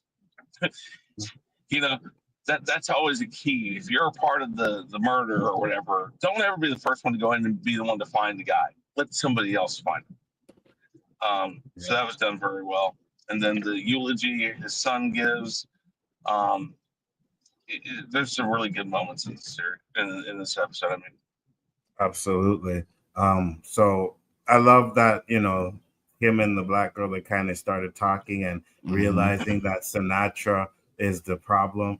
And he says, I've been watching her for so long, something's not right with her. So he knew from a long time that something was wrong with Sinatra. And then it finally ended up coming together and thinking of a plan. And he's like, I'm going to take her down. I loved it. You know what I mean? The fact that he came up with a plan so quickly was great. Yeah, absolutely. Well, 100%. But like you said, the whatever her name is, the black agent, the woman, she sits there Robinson and says, I know where there's guns. Yeah. It all comes together really quickly. And truthfully, if there are no guns anywhere else and stuff like that, it wouldn't take much. You got the upper hand. You now know something, and she doesn't know this stuff. So it's a little different in a town of 25,000 people underground. That plan could come across really quick. So absolutely. And then the end of this episode was, like I said, my favorite part, because at the beginning he foreshadows when he's talking to the dude. He says, don't let the dog roam around. He's like, that light over there has nothing wrong with it, so they could be doing something with that light over there, And then it comes to the end where he's walking into his house. He turns around, he looks at the light, and he's just staring into it. And then you see her staring into the laptop at the same time. I was like, that shit was fire. And then the song that plays at the same time as this is going on, and then boom, the sky lights up red. He looks, and it says, huh? He's looking at it, he looks, and he's like, yeah, this happened. Well, if you notice, he looks at it in the first episode. Yeah. So he has some thought about these things. But the whole reason why you don't really get that feeling in the first episode is because they're really trying to hold back on letting you know this is this bunker. Mm-hmm. I mean, ultimately, this probably feels more like the Truman Show, since everybody knows about it. Absolutely. You know what really hit this on too? This episode too, especially this point here. You remember, I think, when the wife said, "You're the most calmest person I know." But there's gonna be coming time when somebody's gonna that's so you good, off, and you're gonna cross that line. And I would hate to be the person. Yeah, on the other side of that freaking line. Right now, Sinatra's on the other side of that line. Yep. That was absolutely great. Now, I don't have any negatives for this episode. Does anybody have any? Nope, not this one. This one was perfect. This one was really good. Absolutely. So now we get to episode 6. Episode 6 is called You Asked for Miracles. Let me get the synopsis up real quick. I hate they killed Billy, though. Me too. Me too, Danny. I didn't like that. I was like, oh, man. And because I was really liking his character, right? Him and Billy together could have wrecked that place. Oh, hell yeah. Absolutely. Watching each other's back, they don't have to worry about nobody. But absolutely. And I love the fact that Xavier just had that one conversation with him and was like, nope, he didn't do it. Yep. You know what I mean? So he trusted him. And it's like Billy, Xavier never not trusted him, but he wasn't sure. And then he said he needed to have that conversation. And then when they had that conversation, he was like, yeah, it wasn't. And then they plant that seed of doubt. Like he called him and said, man, meet me. And Billy said, I'm already at work. I catch you later. He looking right at him. So they made it swing. They made the door swing both ways. Is this cat good? Is he bad? Is this cat good? Is he bad? Can Xavier trust him? Can he? So absolutely. They had the door keep swinging back and forth. So 100%. Yeah, I agree. And not only that, even when they were at the fair, it was kind of like he was avoiding him too. You know what I mean? So it's like, oh yeah, they're really playing this out, but they did a good job with that. Episode 6 says Xavier and Robinson set their plans in motion while Sinatra works to preserve the status quo in paradise. Danny, positives for episode 6. I like all this. I think this is when we finally see Robinson get on board with Xavier. Xavier pretty much tell him I'm coming. Ain't nothing you can do about it. I like when you tell the girl here, tell your boss I'm coming. I think they do another flashback. Is this where he tells the president that he's mad at him? I think this is the episode too. I'm not sure. Or when they were trying to get on the plane, I will never be happy until you're dead. Until you're dead. I won't go to sleep until you're dead. Yeah. So then you can see like he's really hurt. Look on the president's face when he tells him that. And then when it's really tight too when that agent's like, I'm getting on a plane. I'm going where you going. You can't do it. Then next thing you know, boom. So at the end, man, everybody was panicking and it was getting them out of there. And I like the president went back and told the people they were just going to get on the plane and kind of lied to the people, but at least he went back and told them. That's next episode, Danny. That's 7. It's okay. It's okay. I think this is the pep talk when he's talking to the people. The other agents that's on his side, and they get all the guns. I like that pep talk he's talking about. Yeah, we're going to go ahead and do what we need to do. This is also right there. That's when he tells Xavier, hey, Atlanta isn't as safe as it used to be. And he's like, you're going to have to tell me more to keep it from going. And that's when they had that conversation. So he knows something's up right here because he's like, hey, what's the exit strategy here if there's a national emergency? He says, let's walk it. Let's go do it. And he's going and he's finally realizes, and he's like, sir, what's going on? What's going to happen? He knows right here. I know something's happening. What is it? And the president can't tell him yet. So, absolutely. Go ahead, Danny. Finish up. I got a negative on this one when we go ahead. When we get the negatives. Okay. Go ahead. What about your positives though? Is that all? Oh yeah, I like everything on this. But there's one big negative on this episode I didn't like. All right, Brian. I thought Sterling K. Brown did a wonderful job in this episode. Both the flashbacks and the actual going on the current timeline. I think the diner scene was so smart because, I think he's sitting there eating a steak, right, or not steak, a unmeat steak, and he's talking about how when they all were running into the Savior City, whatever, that it was like cattle being herded in. And not realizing that they're being, controlled the entire time. And it's like the comparison that he was making was so exact and so direct. And he was just, being confined into small spaces, but not realizing that sometimes some of that cattle could be bulls and you might have to deal with them a little bit later. I thought that was so well done, so smart. And then the fact that I know we just had sex, but guess what? I still don't trust you. I know what side you're on. I'm on this side. I think he just did such a great job in multiple ways, and I really enjoyed it. Absolutely. Gave a lot of clarity to what was going on. What's up? I am 24P. Yeah, What's I know. Up, B? It's all good, but yeah, we definitely love this show too as well. Chris, your positives for this episode. Well, like Brian just said about the cows slaughter, lambs slaughter, all that stuff. That's kind of what she is. The doctor's kind of that. She isn't there maliciously. He thinks she is. And he's like, I kind of wondered who you'd send. It's that whole, assassin. I wondered who they were going to send to kill me. or anything like that. And she's just sitting there in awe of the things he's saying, going, "Oh my God, what the hell?" I don't think she's against him, but he thinks she is, because he doesn't know who to trust still. But he has his people he does trust. It's done very well. But the fact I really liked is when she goes back to tell Sinatra. Sinatra's like, "Oh shit, he knew I was going to send somebody." So what she just now realizes, I sent the wrong person.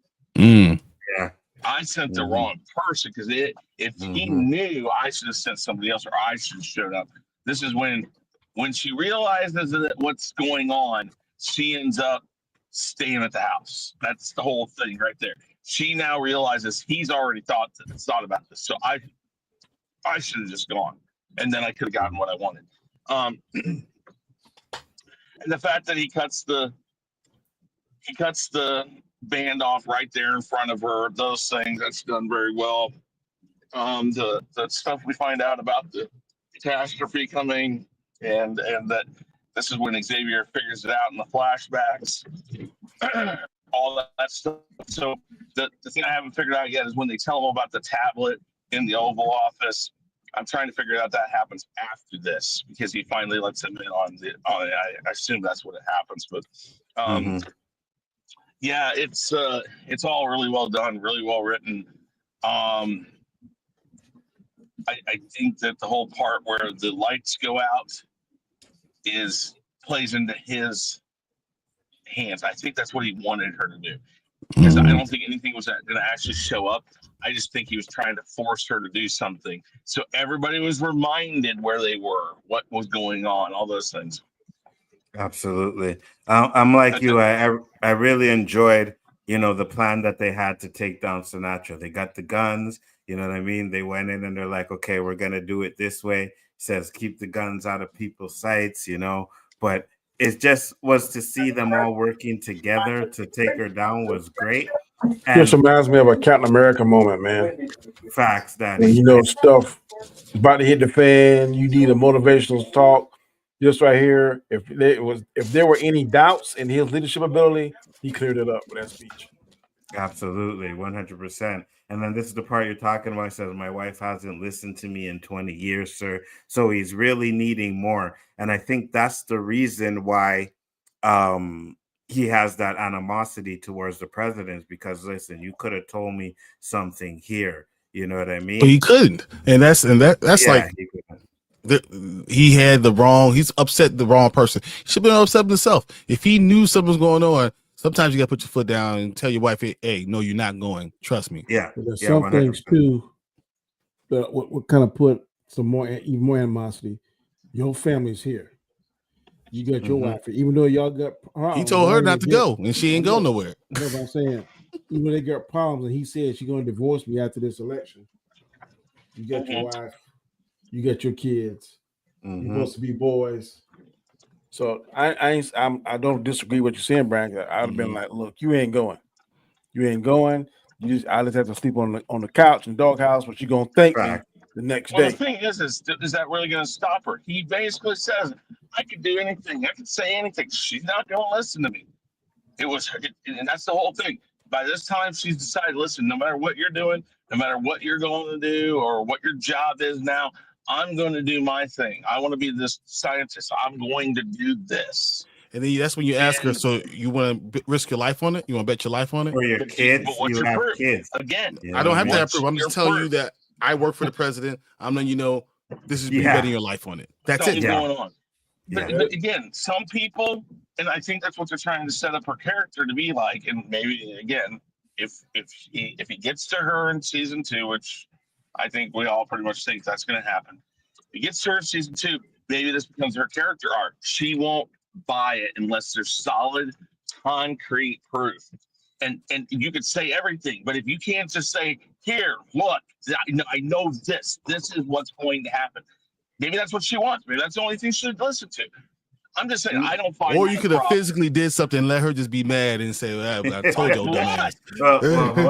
Hold on. Listen, no scorn like a woman's revenge, and especially a black woman's revenge. I She hear would what have you're kicked saying, his Chris. Nah, freaking bro. ass. No, That argument don't make no sense, and this is why. It's one thing Well, if you Go work ahead. for Joe Blow or Sally Sue, but he is the president's right hand man. He's going to be privy to stuff that no other person on the planet I is get privy it. to.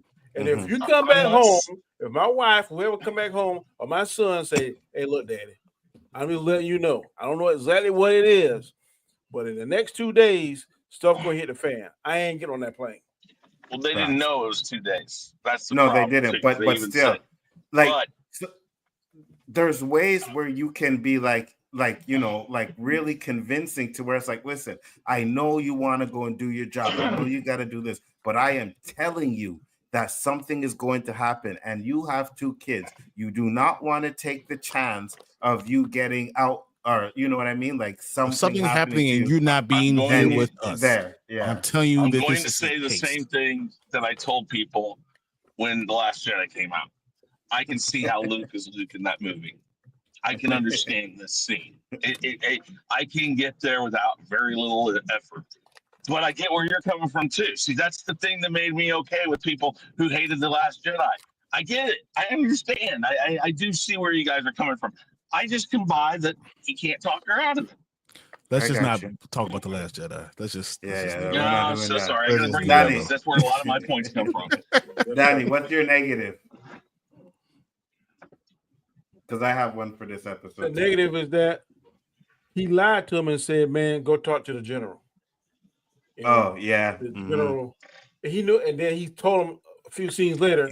I knew that she was dead. I knew. Okay, don't tell me. Don't pacify me. Go ahead and tell me. I ain't nothing I can do. Ain't nothing I can do. But then he's purposely sent him on a wild goose chase. I didn't like. Yeah, I got you. So my biggest. Oh, how about this? This goose chase might have saved her life. Her getting to that airport might have saved her life. Yeah. I see. I feel you. I get what you're saying. But everything he did, he gave her a chance. He didn't know what was going to happen. He gave her a chance. I think that him doing that, Xavier won't realize that till next season, but he's going to realize that he gave him a chance. Cal gave his wife a chance to live if something else happened. By telling her to go to that airport. By telling her to go to the airport and get on the airplane, getting out of Atlanta. If she lives. She's alive. We heard her. Yeah, she's alive. But I'm saying, is she alive, or is that some kind of thing that was fabricated? Yeah, that's a good question. Yeah, no, you're absolutely right. Yeah, that is a good question. I thought about that too as well. I have one negative for this episode. My only negative is the daughter finding the iPad and not telling the father. I didn't like that at all. I'm like, you know it's the press. No, she didn't. I don't remember she telling. Yeah, she did. No, when he walks in, after he found Billy dead, and he walks in, and she's about ready to tell him, "Hey, Dad, I have something to tell you." That's what she's about ready to tell him, is that she found it, because then it flashes back to her finding it.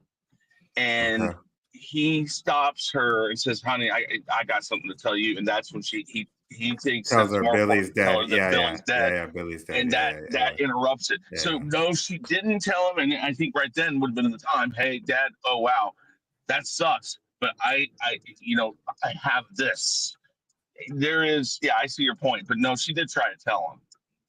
I got you. Well, even still, I think she should have ended up, either way, like after that, here's what I have to tell you. She knows how important that is, right? So I agree with that. Brian, did you have any negatives? My only negatives is what you guys already talked about. As a man who's been married to a black woman for 15 years, I'm going to tell you, she don't listen to nothing I want to say. But if I have to put my foot down and say, "You ain't leaving out this motherfucking house," you're not leaving out this house. It's not going to. There's a point where I will put my foot down. Put your hands on her if she says "fuck you," I'm going. I'm going to put her in some handcuffs. I am if it saves her life. If it saves her life, I will do whatever it takes. If I know you can't go, I'm telling you, I work for the Secret Service. You can't go.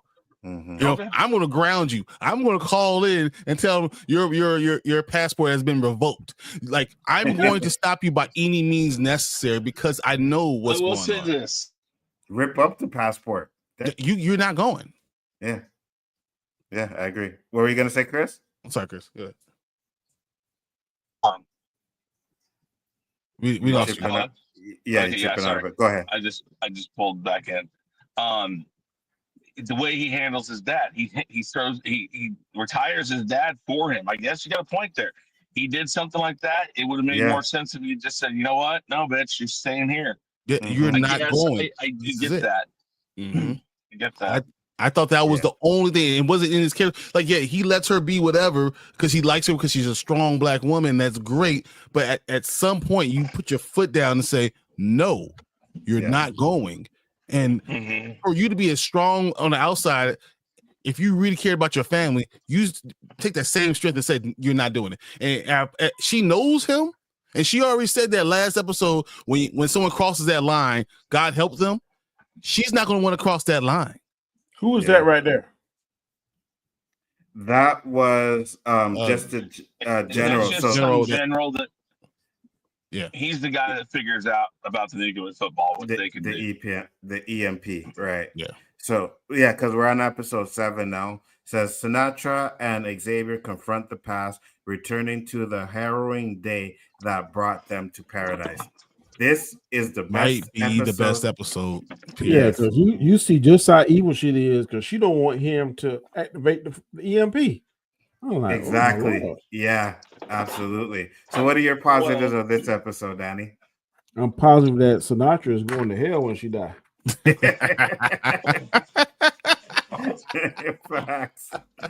Facts 100%. And I would have shot her. Yeah. I don't know if I would kill her, but I don't know if I would have killed her, but she would have got a shot. Oh, especially at the end. Yeah, 100%. She got something in her arm, her leg, kneecap, or something. Yeah, She would have been whole again. Yeah, 100%. But she's gonna say at the end, well, maybe I am the devil. Maybe I am a monster. Yeah, okay. Maybe I'm a monster. You're gonna be a monster, all right, bitch. With this hole in your kneecap.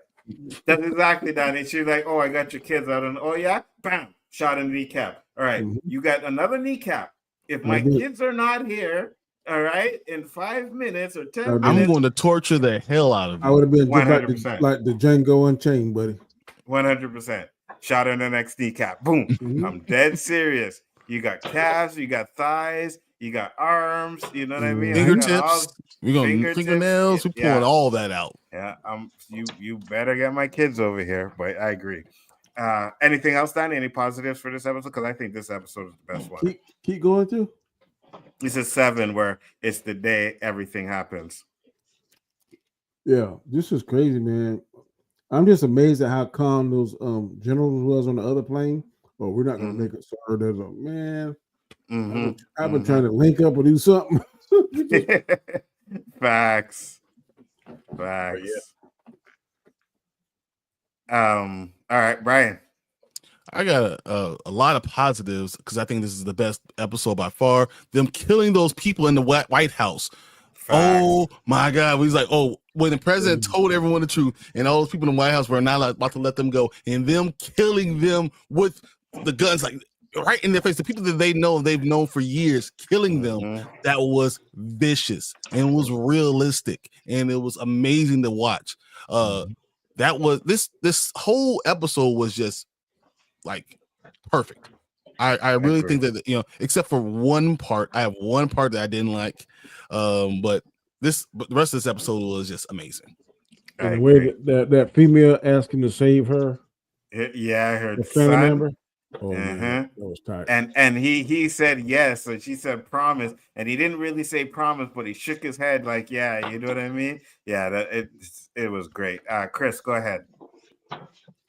So the whole nuclear football thing, I think this is where you realize she's evil or not. I don't think it's really evil.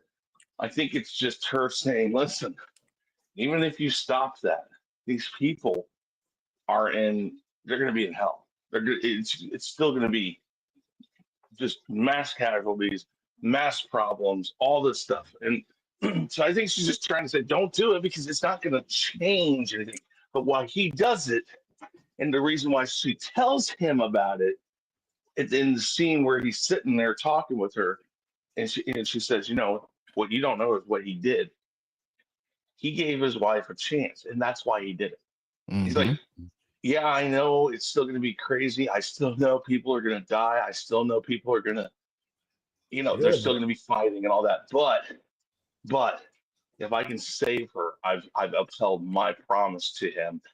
I do everything I can, and he gave Yes, them that exactly. last thing. And so tidal wave is much better to survive from than a nuclear holocaust.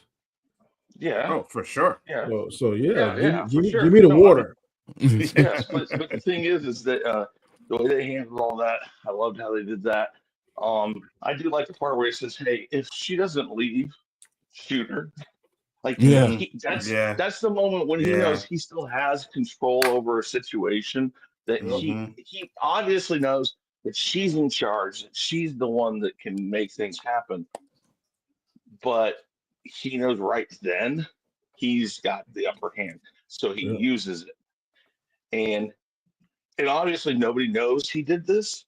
I think he did the right thing. She keeps her mouth shut, and he keeps his mouth shut, and the generals don't know about it. So it's like all this stuff happens, and well, there's a reason why the generals don't know about it, because that's part of the thing I don't like. There's a reason why the generals don't know about it. They're dead. They don't know the because they're all dead. What the hell? We're going to stay in the White House, even though they know all the plans for everything else. They decided, what?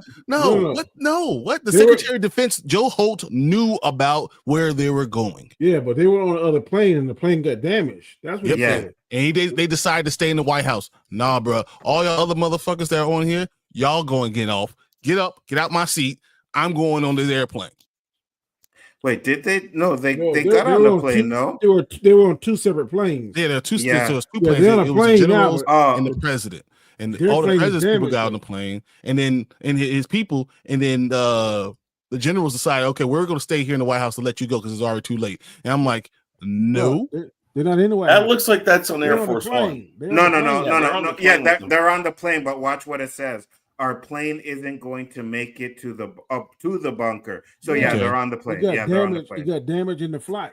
They're on the plane. Oh yeah, because you remember that. Yeah, now I remember seeing. You're right. You're right.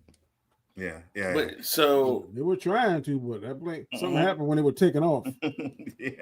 But the thing is that he keeps it a secret, and that's kind of why she goes ahead and does the whole thing where she kills the away team, whatever you want to call them, the scout team that finds a person who's alive.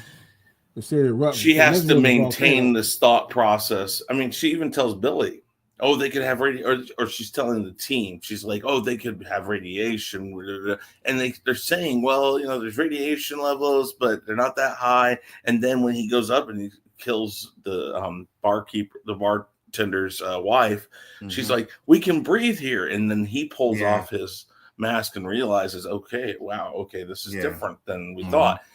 So this is where she's evil, but is she evil to be evil, or is she just evil because in her mind she thinks she's doing the right thing?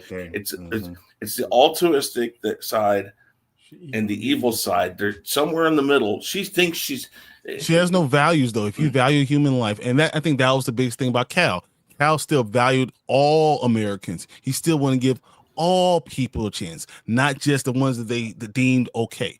Cal thought that everyone, all of them needed something. She only thinks about, I'm just trying to save the human race by these 25,000, and I'm trying to make it easier to govern these. I don't even think it's that. I think that she used the 25,000 people. This whole bunker thing has nothing to do with saving the human race.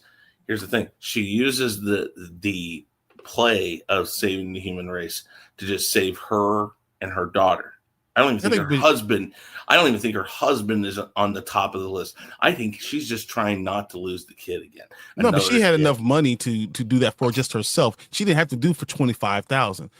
She could have did it for, 300 with her money. She could have. She did it for 25,000, so she can continue to have that type of community control. This. What's the point of having power if you don't have enough people to deal with anything? When her son died, she was broken. She said it. Yeah, broken. She can't be fixed. And she said in the next episode that I've done some things. I didn't mean to do it, and I've done some unforgivable things. And I think she's gonna go ahead and get a green light to take old boy out. So he outsmarted him. So she just evil. Ain't no 100%. for the sake. She evil for the sake of being evil. I agree. My positives, I love this episode. I think this is the best episode that we had so far, like in the whole series.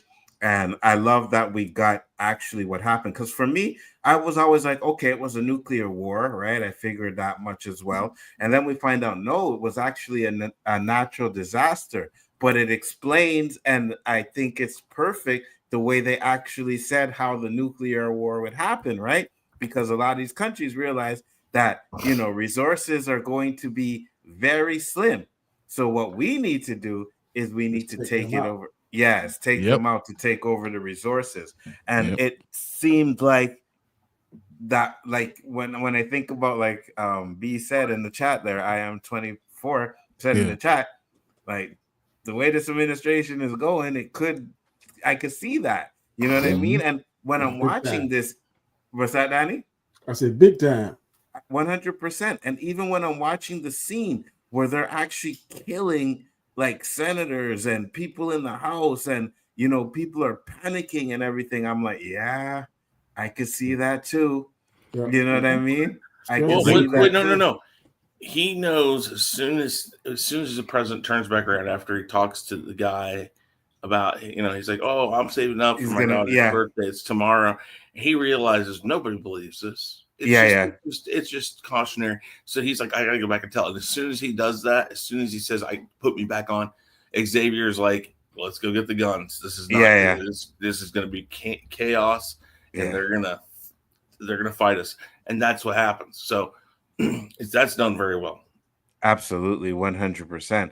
And the reason why he actually went back on the TV, right, to tell people the truth was amazing too, because he seen the dude there and he's like, listen, you got to go be with your family. And he's like, oh, I'll be with him tomorrow. And he realized that a lot of people, right, and a lot of people are going to die because they're going to feel like there is a tomorrow and I can't have all that death on my hands, right? So at least, I can have people be with the ones they love before they die. And I love that.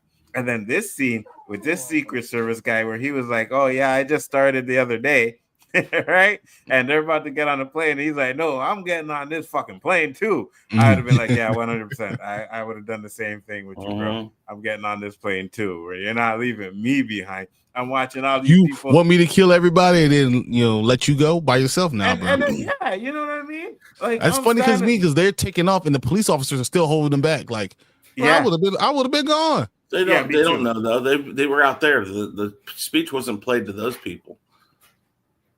I mean, that's kind of it is kind of all a mass of what the hell is going on, because it's like there's a lot of stuff going on there. The press out here are all like wanting a statement. They're all trying to push forward. People are trying to get on the helicopters and stuff, but they wouldn't have heard the speech. I don't. No, they did. No, they did hear it. They were all in the room while he was doing the speech, right? Mm-hmm. So this all of them were in the room. Yeah, these are all the people that were in the White House. So everybody was watching it, because even when they first start, right, after they get the guns and they first start, you have like a bunch of people here. You know what I mean? So yeah, they all I think some of them came from inside, but I don't know. Again, a chaotic scene played out chaotically. Very well done, though.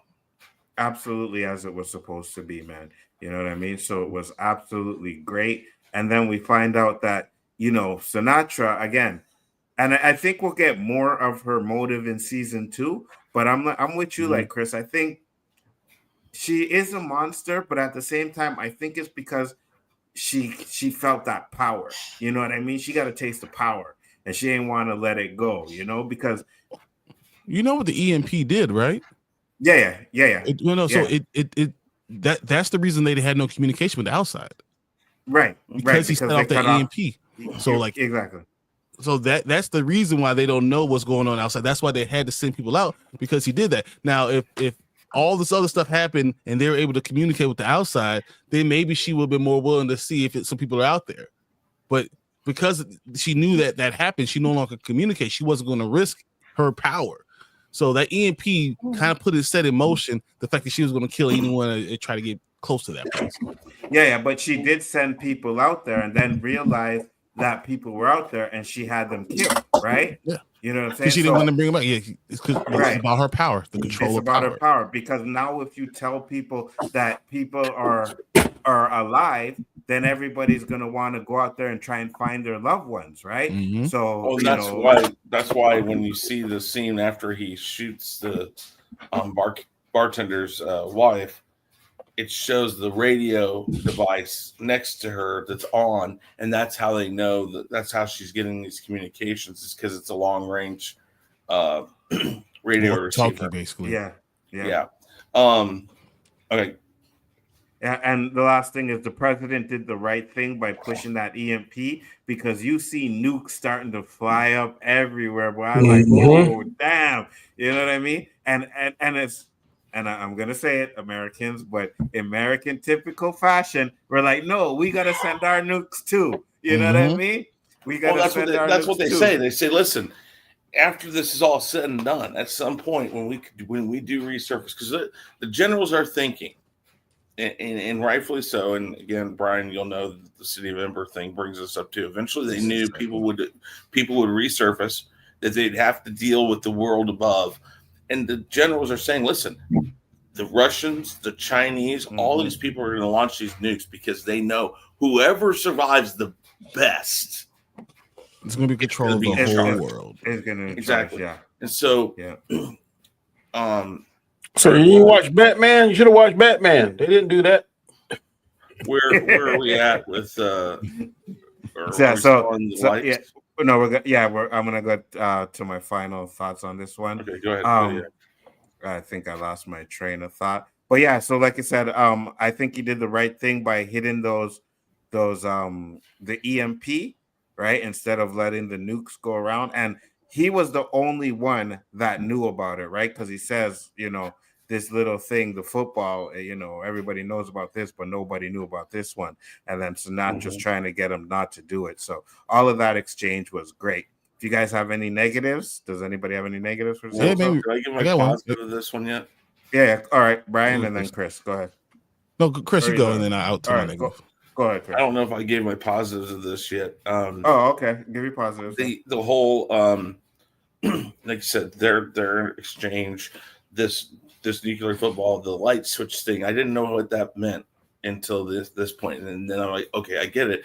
But I like the way that they played it where Xavier's not in there. Here's his right hand man, and he's not in there with him. It's just it's a different Secret Service guy, which is, I think that's a key, because he's trying to get a hold of his wife. He's talking to his wife. The president gave him this phone that can break through. But so we have the wrong Secret Service guy in there, because it should be Xavier that's in there. So Xavier doesn't know. So when it goes out and they show that the nuke hits Atlanta, obviously that's just them speculating, because at this time now he's already hit the EMP and it stopped that nuke, or it stopped the part of it that was going to explode and I love the way that played out. It was done very well, because he thinks it's hit. He buys in that it's done, that it happened. And this is where his animosity for the president starts, right at this moment. I think he forgives the president at first because he thinks his wife still might make it. But by the time he comes on the phone, he realizes no. Because at first when he looks at the GPS, it says 2 hours and like 3 minutes, and she only has an hour and 30 minutes to get there. Yeah. And then he goes to the guy and he's like, here, 45 minutes. And now he's like back in the idea of, no, she's going to make it. Tells her to steal a car, all this. And then in this exchange, she says, I'm sorry, I couldn't steal a car, all this stuff. And now he's resigned to this fact as he watches this moment on TV where it shows, or not on TV, but this is obviously the Air Force One's projections. This is not something everybody else sees. And it goes there and it explodes. And he's like, it's over. And yet we get the play between this and what's going on between Sinatra and the president. And this is when the president's like, you know what? Nobody ever knew this. I know this. And I'm going to choose that because, yes, you're right. This is his moment. He's like, she's right. No matter what you do in this moment, the world's fucked. But the world's less fucked if I stop the nukes. Mm-hmm. And that right there, it's a very good. This is a presidential thing he does. This is the last presidential thing he'll ever do, and he knows it because when he goes underground, he knows he's a puppet, and he knows this. He knows that that's why he's there. This is the last moment he's going to have the final say over Sinatra. Agreed. So and your negative? That whole thing. Negative. You would have thought that at some point Cal would have pulled him aside and said, listen, I know you hate me, but let me tell you something I did. And I'm only going to tell you. Because he did a lot of that stuff. There was a one-on-one moments with Cal and Xavier that for instance, you find out that earlier on in one of the episodes that when he says there was a long list of names given to me and I'm bringing them in and talking to them about about this job, you find out later on he's the first person. Mm-hmm. So when he says take your shoes off, that happened right after he was handed the file, and he does that and he says, I'm telling people random things. The last guy just did, just lay down or sat down over here on the floor. He's lying to him, but he's learning so much about Xavier right that moment to find out that he's the right guy.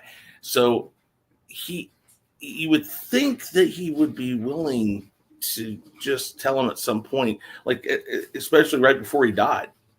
Yeah. Okay, I'm going to tell you something right now. Mm-hmm. I gave your wife a chance. I don't know if she's alive. I don't know if she's what condition she's in, but I stopped the nukes. I did the best I could for you to hold my promise. And he didn't. And so that kind of find that weird, especially after what Xavier says to him that night of, I'll sleep when you're dead. So that's kind of I'm not sure why we don't write it that way. I mean, obviously for the whole series and to hold the suspense of what happened to his wife, obviously that's the real reason, but it just seems like you could have shown that at this point that he did reveal it to Xavier. That would have been a cool way to put it. As he's talking to Sinatra, then you see Xavier in that room talking to him and him explaining it to Xavier at the same moment. Those things would have been kind of neat to play with. But anyways, that's my biggest gripe is that they didn't really handle that right. It's funny. I agree with you. But then it would have been Xavier knowing his wife was alive. You know what I mean? And I think the main part of the story is him not knowing. So it would have been in the room, like he would have known from earlier. You could have played that though then where the exit strategy wasn't so well known. Obviously, they can get all the way up to the hangar where all the planes are. If they had held that back till the very end and that be the thing that he still needs to know to get out, that would have worked, but they didn't. And by that time, everybody knew how to get out. Or they knew this idea of that there's a way out. Gotcha. Because he's already been to Air Force One to grab the flares and stuff, so he knows that he can get in there. So there's a way they could have written it in, but you're right. You're absolutely right. In the case, the way they played it, he couldn't know. Brian, you're negative? The conversation that Xavier had with his wife. I thought that was the most heartbreaking thing I've ever heard in my life. And being on the phone with someone that I spent all that time with, having to hear them and her say, hey, it's okay. It's okay. Broke me. Straight up broke me. I was like, you know what? I want to give my wife a hug and kiss and like, I forgive you. She was like, what's wrong with you, man? Forgive me for what? But my whole point was like, it made me feel a certain type of way. And that's a good moment, but it hurt me. It broke me a lot seeing that. And it's just, I'm tired of kids. So, I mean, after the kids, so that's one thing. Because if you know this is a huge thing that your father is saying, we're hiding you away. Why the F you think you smart enough to go walk off and do what you want to do? She deserves to get slapped. 100%. 100%. Danny, did you have any negatives for this episode? The last episode? Seven, yeah. 7. I agree with Brian. That girl, like my grandma used to say, fast in the pants. And worrying about some kind of infatuation or kind of stuff. When she know her dad from day one has protected them, they got certain things in place. She knew that if I knew my dad say, "Look, take his watch off, stay here," I know something is up. I ain't trying to go out because I'm infatuated with somebody I just met 2 or 3 days ago. All kind of crazy stuff. Then the fact when I'm in there talking to him, his prejudiced granddaddy comes in there and says, "You can't be in here." And all this stuff. I'm like, I don't have enough of that. But that was like, but of course, it's a plot device. Because if she would have stayed in there, that would have made too much sense, and it wouldn't have caused. If she'd have stayed there, then Sinatra would have had any kind of leverage over him. So he had to do something. So I get it. I have one other question. How does Sinatra know that she needed to have Xavier's wife on taped? Yeah. It's all plot devices. Well, she would have known. Wait. Here's the thing. She knows everybody that's coming down there. So when the president allows him to be knowledgeable enough to learn about the tablet and what's going on, she knows that now the kids and the wife are coming in. Any good villain, any good person that's in control of everything knows that there's somebody that didn't show up, because she's going to get all the list of these people didn't show up. These people don't have, these people weren't fully vetted because their scanner wouldn't work, things like that. She's supposed to know this stuff. So she knows, which again plays a little hard in the next episode, that she should have had some clue that these guys got in. But no, I agree. That his wife. But how did she know that she needed to have that right there and there? She's been underestimating him the last 7 episodes, right? So how does she then know I need to have a tape of his wife saying this to me because he might become a problem?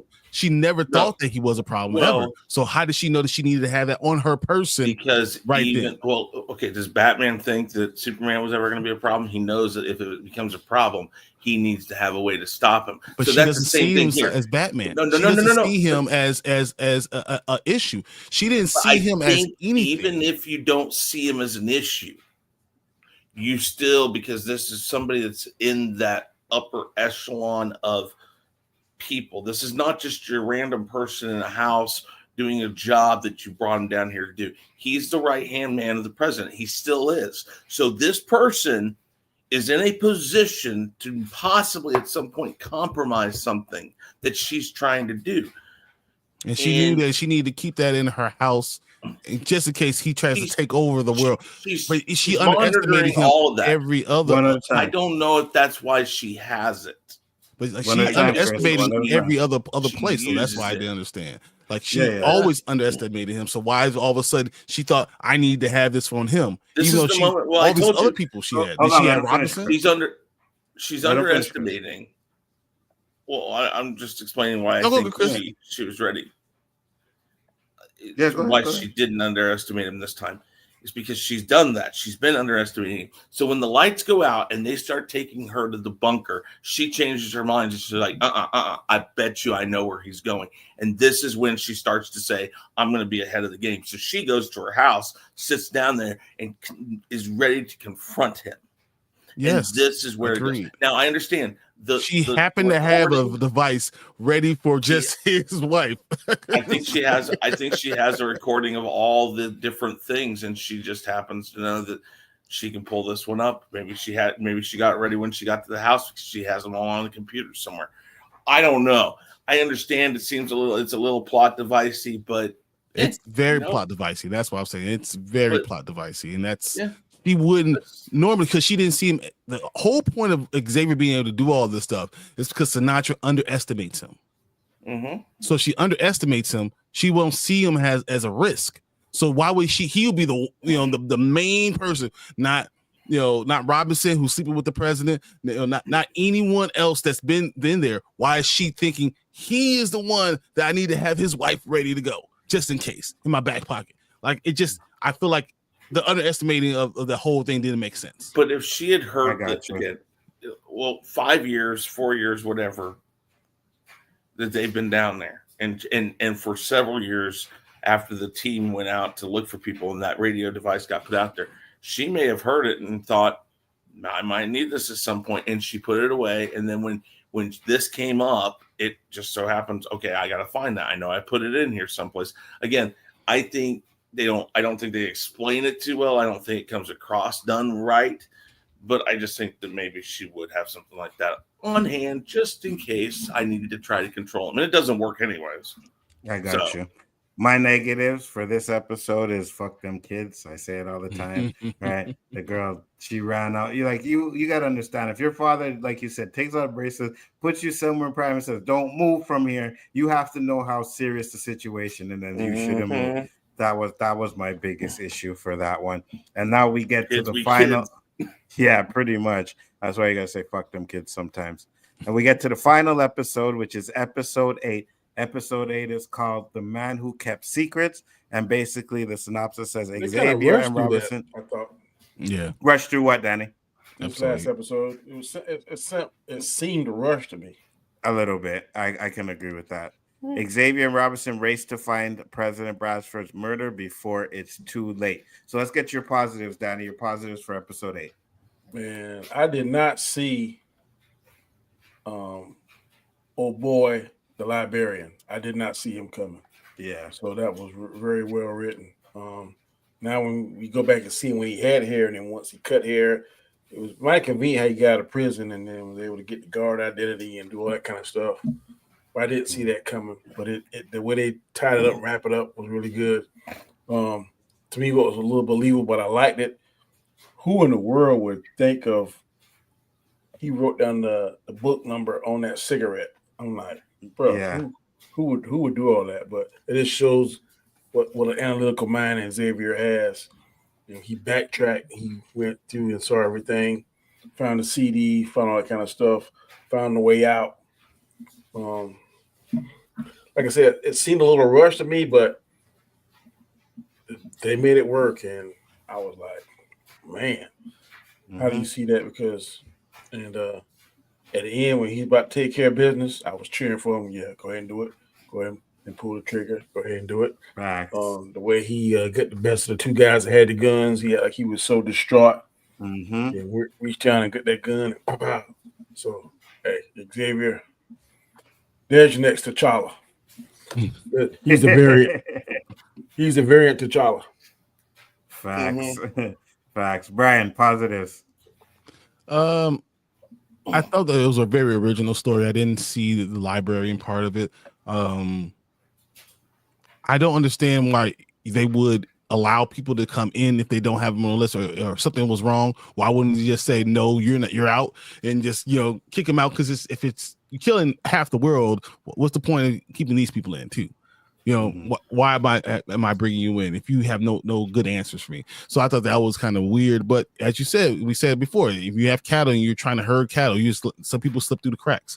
So I'm surprised more people didn't slip through the cracks, and we might even see that towards season 2, that more people did actually slip through the cracks. But overall, I mean, I thought that it was interesting. I don't know how Trent escaped from prison so easily and found his way all the way to the White House. There were so many things that are just coincidences that are like, there's a lot of plot devices in this. Like, this happened to happen, and this happened to happen, and this happened to happen. I was like, bro, all right. And then I happened to see her in the car eating some candy, and we're gonna go up here in Colorado. I thought that was it was all kind of just coincidental, and I don't know if this was the best written episode, but it didn't ruin the series, and I think that in itself should be commended. I agree 100%. Chris, positives? I like the storyline with the idea that this guy was trying to do whistleblowing, and I think they show the part that one of two things happened. The president Sinatra and everybody involved in this group has already kind of reached out and kind of stonewalled any chance of any belief that something's wrong. So when he starts saying, "Oh, there's this thing going on in Colorado," well, it's top secret, classified. So no news agency is going to take it. So he's being turned away. Then he goes, drives him to try to kill the president, and they, he goes to jail. I guess I kind of get the idea behind the jailbreak, but definitely the way they slipped it in. And I actually think it was done very well. The part where he's coming in, he starts kind of doing the and she then just walks right into this acting that they have. It's done very well. Plus, you're trying to get people in. He's the librarian. There's only one librarian. So this guy has actually probably a very high clearance on the fact of we have to get this guy in. There's going to be certain people, doctors. So if the doctors thing didn't go, you're just going to tell them no, go away. No, you're not. You're just going to say, okay, she's in a rush. This woman trying to get him in. Librarian is that important? Listen, I'm not saying that it makes sense to us, but the fact that there's 25,000 people, they're the archivists. That means one person. I can hire another person to be a librarian. One of those kids can learn how to be a librarian. Because supposedly this person was already a librarian. You don't know if he was somebody that worked for the Smithsonian that has access to how to do archiving right. The fact that they have all this music, all these things that are their history and stuff. This is a museum too. This is a curator type person. I'm not saying that, but the fact that Trent was able to go ahead and become that librarian, doesn't that prove that anyone that right there makes like himself? But that's kind of the thing. But he also kind of explains that. He says, "I got here and I kind of settled into my new role. It was already done for him. So I mean, that's so anyone could have done it. Well, so that's my for all you know, the point was that he had already done it ahead of time, and they thought it was the same guy. And since it was his way, I don't know. I didn't have a problem with that so much. I've seen crazy crap happen like that where things get all out of whack and stuff, and it just happens. And you brought up a point that herding cattle, it can get really crazy, and at some point, everybody that's here, again, remember, everybody that's here is here for a certain reason, whether or not it was Sinatra that picked them to be there, or if it's the doctor that picked them to be there. There is a specific reason for these people to be here. And again, that's also what sells out the waitress later on, or the person that head of the diner, because the doctor finally realizes anybody because I guess she has the nut allergy or whatever, and this is cashew cheese, and she realizes that's who you are. You're not the right person. A lot of that has to play in. Again, plot devices in the last few episodes of this, but they play it fast and loose. Again, these last 4 episodes go by really, really quick, and they use that to their advantage to where now that we're talking about it after the fact, we're going to point out a lot of this stuff, but while you're watching it, it doesn't really hurt anything too much. But I like the whole storyline behind him being a part of the group originally, and that the only thing, and I guess I'll make that one of the things I didn't like, I'll leave that away, or a few things I didn't like, but I don't know. I like how they did introduce him. Didn't see it coming exactly like that. I knew it had to be somebody that was not one of the 25,000. That was obvious from the get-go. It's just, who is it? And yeah. I got you. For me, I thought this was a really good episode, but I like you. I like episode 7 the best. I think this one was pretty good. Yeah, I think they did okie doke. I had no idea that there was someone else in there. You know, we seen the librarian in a few episodes, but wasn't really a relevant character. You know, the woman, the waitress, wasn't really relevant. But then we find out that those are the 2 that shouldn't have been there. So I really enjoyed that part. One of my biggest, like, what I loved about this throughout the whole series, like Danny said, we always thought that the girl was dotish, you know what I mean? Like, she's like, little ditzy little white girl, you know, how did she become that? We find out she's a killer, But not only is she a killer, she ends up being the one with the leverage, having the power at the end. And Sinatra, who had the most power, is now like, doesn't have as much power as she did at the beginning of this series. So I really loved what they did there. I enjoyed this episode. It just wasn't the best one, but I think it still hit the landing though. It still got me wanting to see season 2 and see what happens and stuff like that. So I really enjoyed it.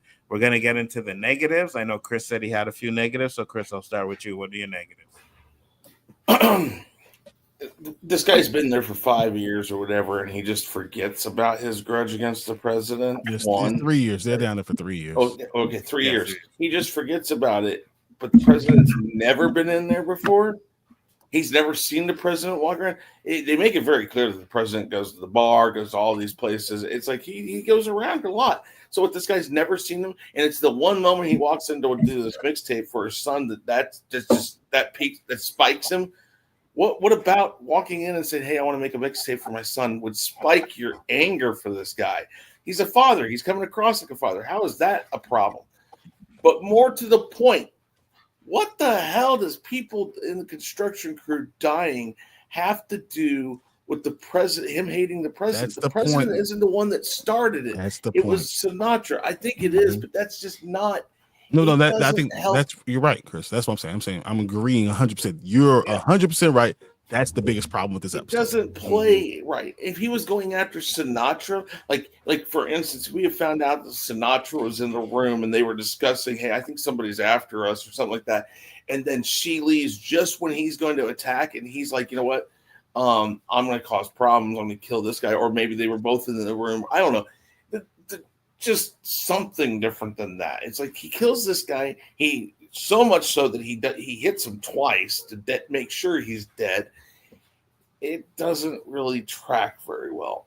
The other thing is, I think it tracks very well because Sinatra intentionally keeps herself kind of hidden in the shadows.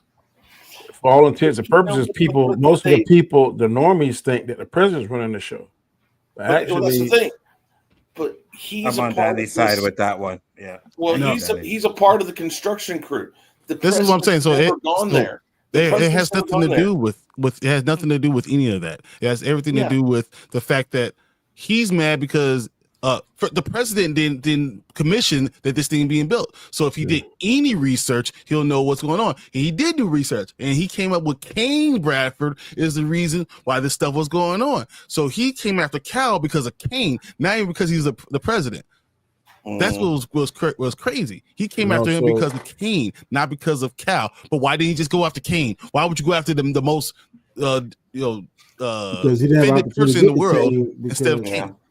Kane is anyway, I just don't think that was explained very well. You said it earlier, Brian. You said that he knew that from 11 to 1, the president was vulnerable. But he shot the president first. He shot at the president before then. That's why he was in prison. Why did he go after the president then? He was his hate for the president was irrational and was wrong. Well, yeah, I mean, that's the thing. I don't think they play it very, very well in the thing. I mean, it works for the series. It's fine. You knew it was somebody from out. I did like how they got. I don't necessarily agree with the prison break scene too much. It would have been easier if they had shown how the riot started, because these guys aren't going to have access to all this news, I don't think, and things like that. But it was done well. How he gets the uniform, and then he finds these people and they say librarian. He knows these people are going to go. He knows this is happening. So then he pulls them out and says, "Hey, I got a shortcut for you." Makes sense that he kills them. He's trying to get in. Okay. I mean, that it works for me. I'm fine with that. But yeah, I think just the whole reasoning for killing the president's kind of a little, especially after they get underneath there, it'd be mute at that point. It's like, why are you going to do it? Now you're going to put a target on yourself, because especially if nobody's ever been murdered. I mean, come on, you're going to know that everything's coming down on you. So whatever. I mean, No, but it So didn't here- come out there because nobody had a clue. He was Right, so and- he was so in under the I radar. agree. I agree. And here's the thing, too, you guys. Like, I get what you guys are saying, but the reason why he went after the president is because he knew the president knew for 12 years that this event was going to happen, but that's why people were blaming the president, because you didn't tell nobody that this stuff was going to happen. That's why he went after the president. Like, he literally says that. You see him looking up the whole building project, and it says Kane Bradford is the excavator of the stuff, is the person who actually is building and excavating the stuff. They working for Kane Bradford, so he looks up who is the person, and it was Kane Bradford, like on the computer screen. It said that. So like that's why I'm like, so why is he going after Cal Bradford? You're probably right about now the people dying, but he tried to kill Cal before. That's why he went after him the first time with the gun. That made no sense. There was no reason for him to go after Cal the first time. The second time, you guys are 100% right. The first time, it just didn't make any sense. Well, how in the world he made that plastic gun like that, boy? The 3D printed gun? Yeah. All right, Brian, what about your negatives? That's the only thing I had. I thought that there was no reason at all for him to go after Cal at all. Like the first time when him trying to shoot at the president, there was no reason for him to do that. So like he went after the wrong person, when the Kane Bradford person is really easy to get to. Really simple to get to. So why are you going after the most secure person in the world instead of going after his father, who's really easy to get to? I have an idea behind that, even though that it becomes something later on. I think we talked about it earlier. The weird, like he had a love for the one guy and that he was talking to, you know, that had the food and all that. That little weird the Nigerian guy. Yeah. The implication. And obviously the Nigerian guy was being nice. I think he had a more connected feeling towards him. And you don't find out until after he's in prison that the guy's dying. Perhaps the reason why is this guy that he loves or has a very strong connection to is no longer talking to him. And he believes that because something that he values and holds dear to his heart, the only way that he can get to Kane is to take something that is valued to him, which is his son. Maybe. Yeah. Maybe. That's a long trip. Try to get to the president because of that. The president had nothing to do with any of this stuff. It's privately funded and all this stuff. You ain't going after any of the other people that you can figure out who those people are. But let's go after the president. What? Okay, I guess. What about you, Danny? Did you have any negatives? Not really. I like I said, I think this episode was a little rushed. Cause I'm trying to see I kind of miss some of the interaction between him and the black female agent. He started backtracking, and she's like, "What do you get up? What does she have over you?" And he said, "My daughter." And then he started putting two together, and how he tied that cigarette in, that number on a cigarette to that book. I'm like, that's a big leap. That's some cross stuff there, boy. That's some Alex Cross stuff there. But the way they did it, and then that guy, he still was protected. The library still was protected because he hadn't figured the librarian was the person. So when the library hit him over the head, that's when he kind of revealed himself. But that librarian was the perfect chameleon because nobody suspected him, not us, and nobody in the store that I could tell suspected him.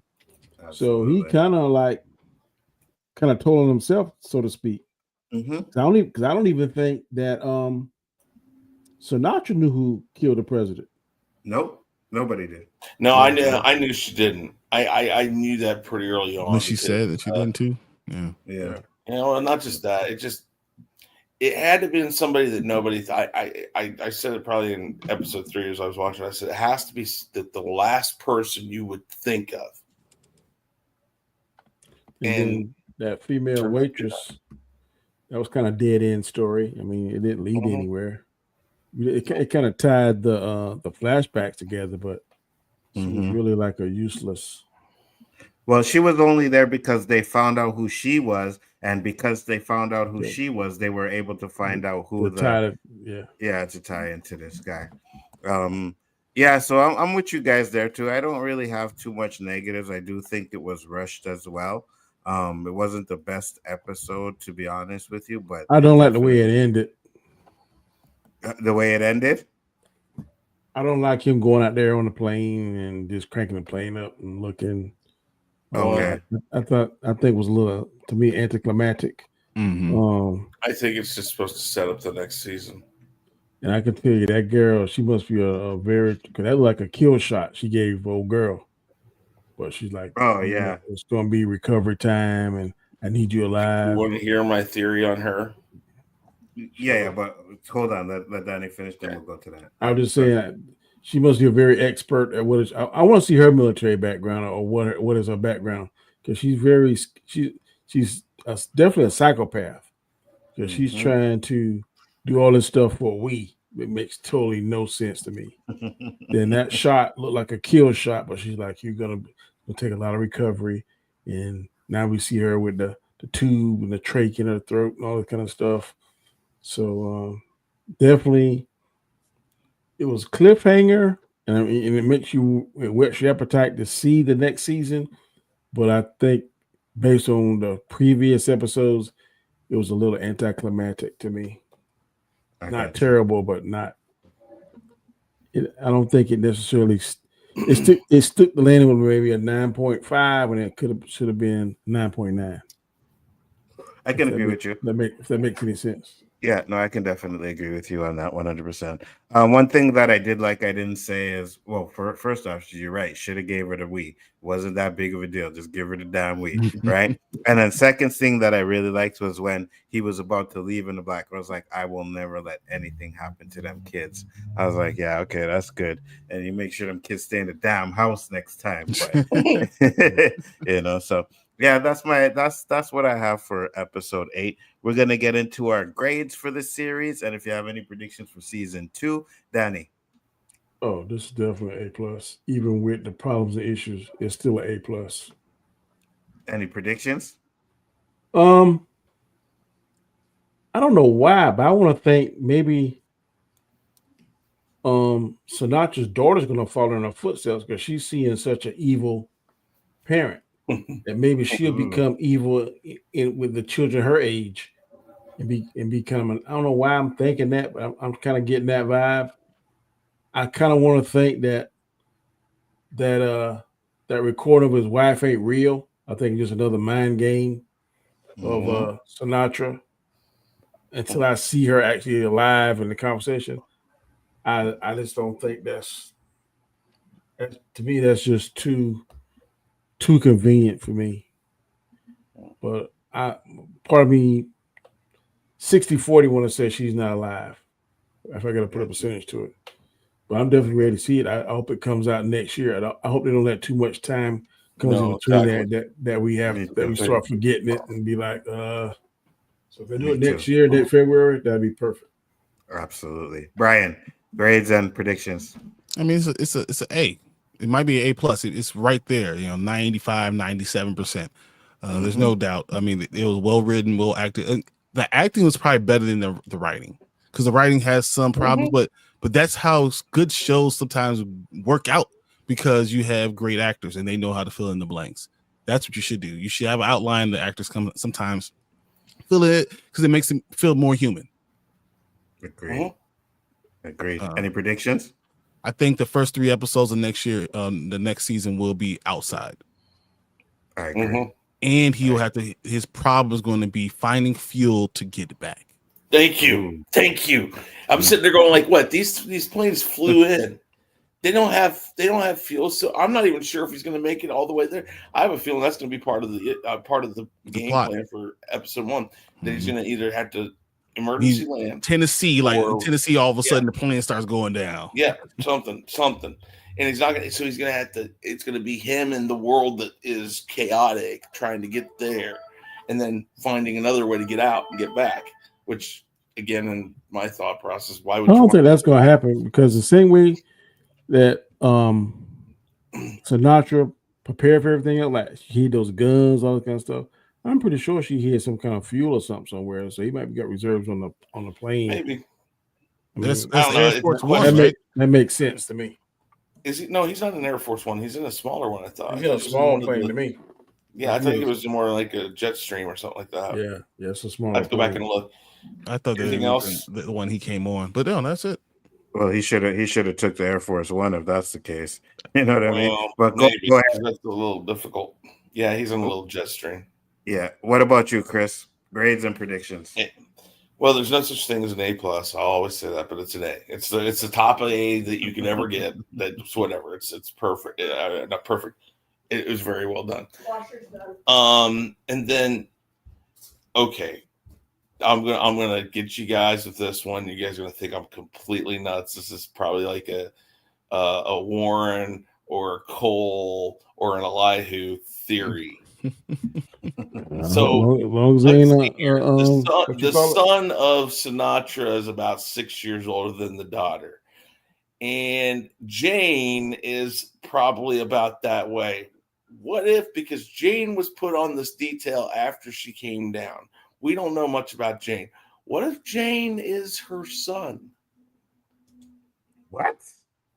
You just heard me. What if Jane is Sinatra's son back for retribution? Because something, and we haven't seen it yet, he didn't die. But remember, all he wants, or all the girl wants, is a we.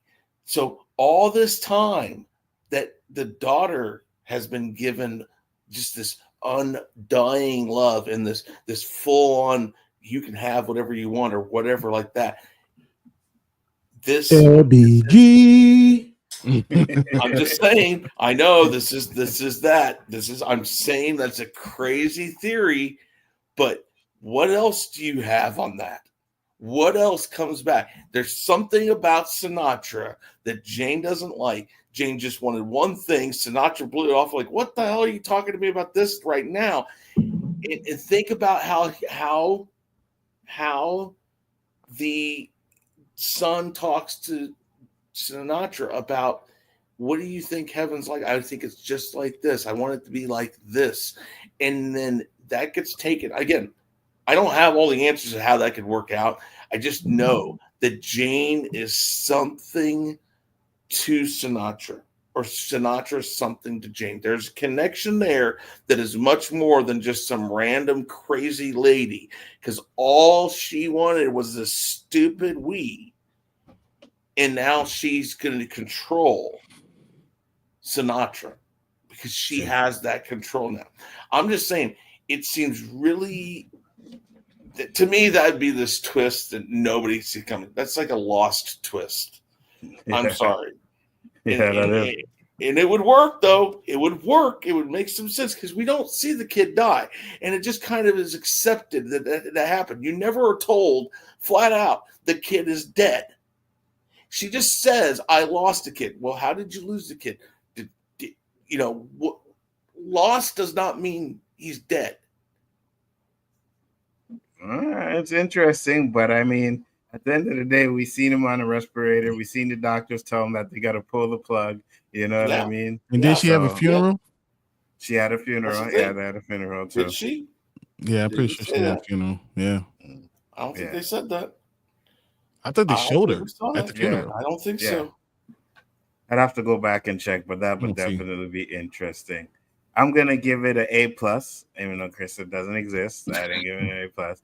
And I think next episode is going to be him going to look for his wife and then trying to get back. And I also agree with you that maybe he does run out of fuel or has a hard time finding a way back. And we're going to find out that a lot more people survive than they actually think or they know, So I think that's what we're going to get for the season 2, which I'm with Danny. I can't wait. I hope we get it within a year so that we Did they get the map back from that guy from the librarian that killed himself? Did they get the what? The map. I don't think so, Yeah, he puts the bag down. He puts the bag down after they corner him. So I'm sure one of them has it. I don't know who. Oh, okay. Yeah, he puts the bag down right before he takes the swan dive. Yeah, he does actually. He does. So maybe they did get it. So yeah, that's what I liked about this series. I think it's an A+. I can't wait for it. We went through all 8 episodes. I want to thank everybody that came in here. Danny, where can they find you, sir? You can find me tomorrow and Friday on my channel, The Road to Wisdom, 7 a.m. Eastern Standard Time. I got one already uploaded, ready to go. It's called Hanging On by a Nail. Please check it out. If you're not doing anything, please subscribe. I'm trying to get to at least 2,000 subscribers by the end of this year. I need your help. Let's do it. Let's get Danny to them subscribers. Thank you for coming, Danny. I appreciate it. Brian, where can they find you, sir? And 1/3 of Spoiler Kings will be on live tomorrow and Thursday, starting at 9:30. We'll be talking about some movies. We'll be talking about some TV shows, getting us ready for more Daredevil. So, just come and stop on by and we'll have some fun. Absolutely. And last but not least, Mr. Knight. Tell the people where they can find you, sir. Yeah, Real Review 3000, Chaos Central, of course, here on Big Ford Entertainment, Road to Wisdom. You can find me just about anywhere where somebody will have me to give out my crazy thoughts like that. And what I looked up, it says no, they don't show a funeral. Okay. So I don't know. I know it has to be some weird connection because that's way too. That's not just you killed somebody or you did something. That's I have a personal grudge with you. And the way that she says you're going to have to go through a long recovery and things like that. If the son had a long recovery and the mom walked away and checked out because she couldn't handle it. There's a story to be told there if that's how it happens. We'll see. Anyways, I'm Chris Knight. I'm crazy. That's what people will tell you. Absolutely. Thanks for having me. No problem. And he does Unmasking the Masked Singer, so make sure to check that out as well. Check that out. I am Big Ford Entertainment. You guys know where to find me since you're already on the channel. You know what we do over here. I appreciate everybody that came in. I am 24P was up in here. Cyber Sooth Steph was up in here. I appreciate you guys. Basil was up in here. Papa Socks was up in here. Thank you guys. See you guys on the next one. Girl ran off. She never came back. No, seems like she was having some issues. Yeah. With her thing. So, but thank you for coming in. Boyfriend issues. Why are you going? Get over. Make sure you guys check it out. Also, sub to her channel as well. I appreciate everybody that came in, and we'll see you on the next one. Peace, love, and hair grease. Peace.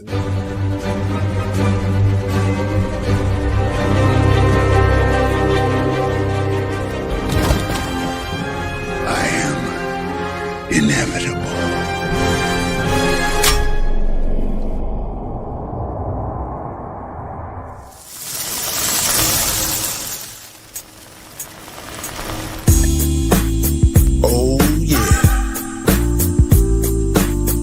Another Chaos Central production. Chaos List. Starring my main man Nzo. 1/3 of 3-headed monster we call the Chaos Central crew. This intro is by this show, the Chaos List. I hope you like it, bro. Here we go. The Chaos List is the name of the show, and the name of the host you know is Nzo. If you say something crazy, dumb, stupid, or wrong, it's a one-way trip to the fandom zone to be like Nzo. Hold up, I didn't mean it. Guess what, son? Your ass should have seen it coming. Gotta watch what you say, just like the Mandalorian. And this is the way. Monday night, 9 o'clock. Second Monday of the month. This is the spot.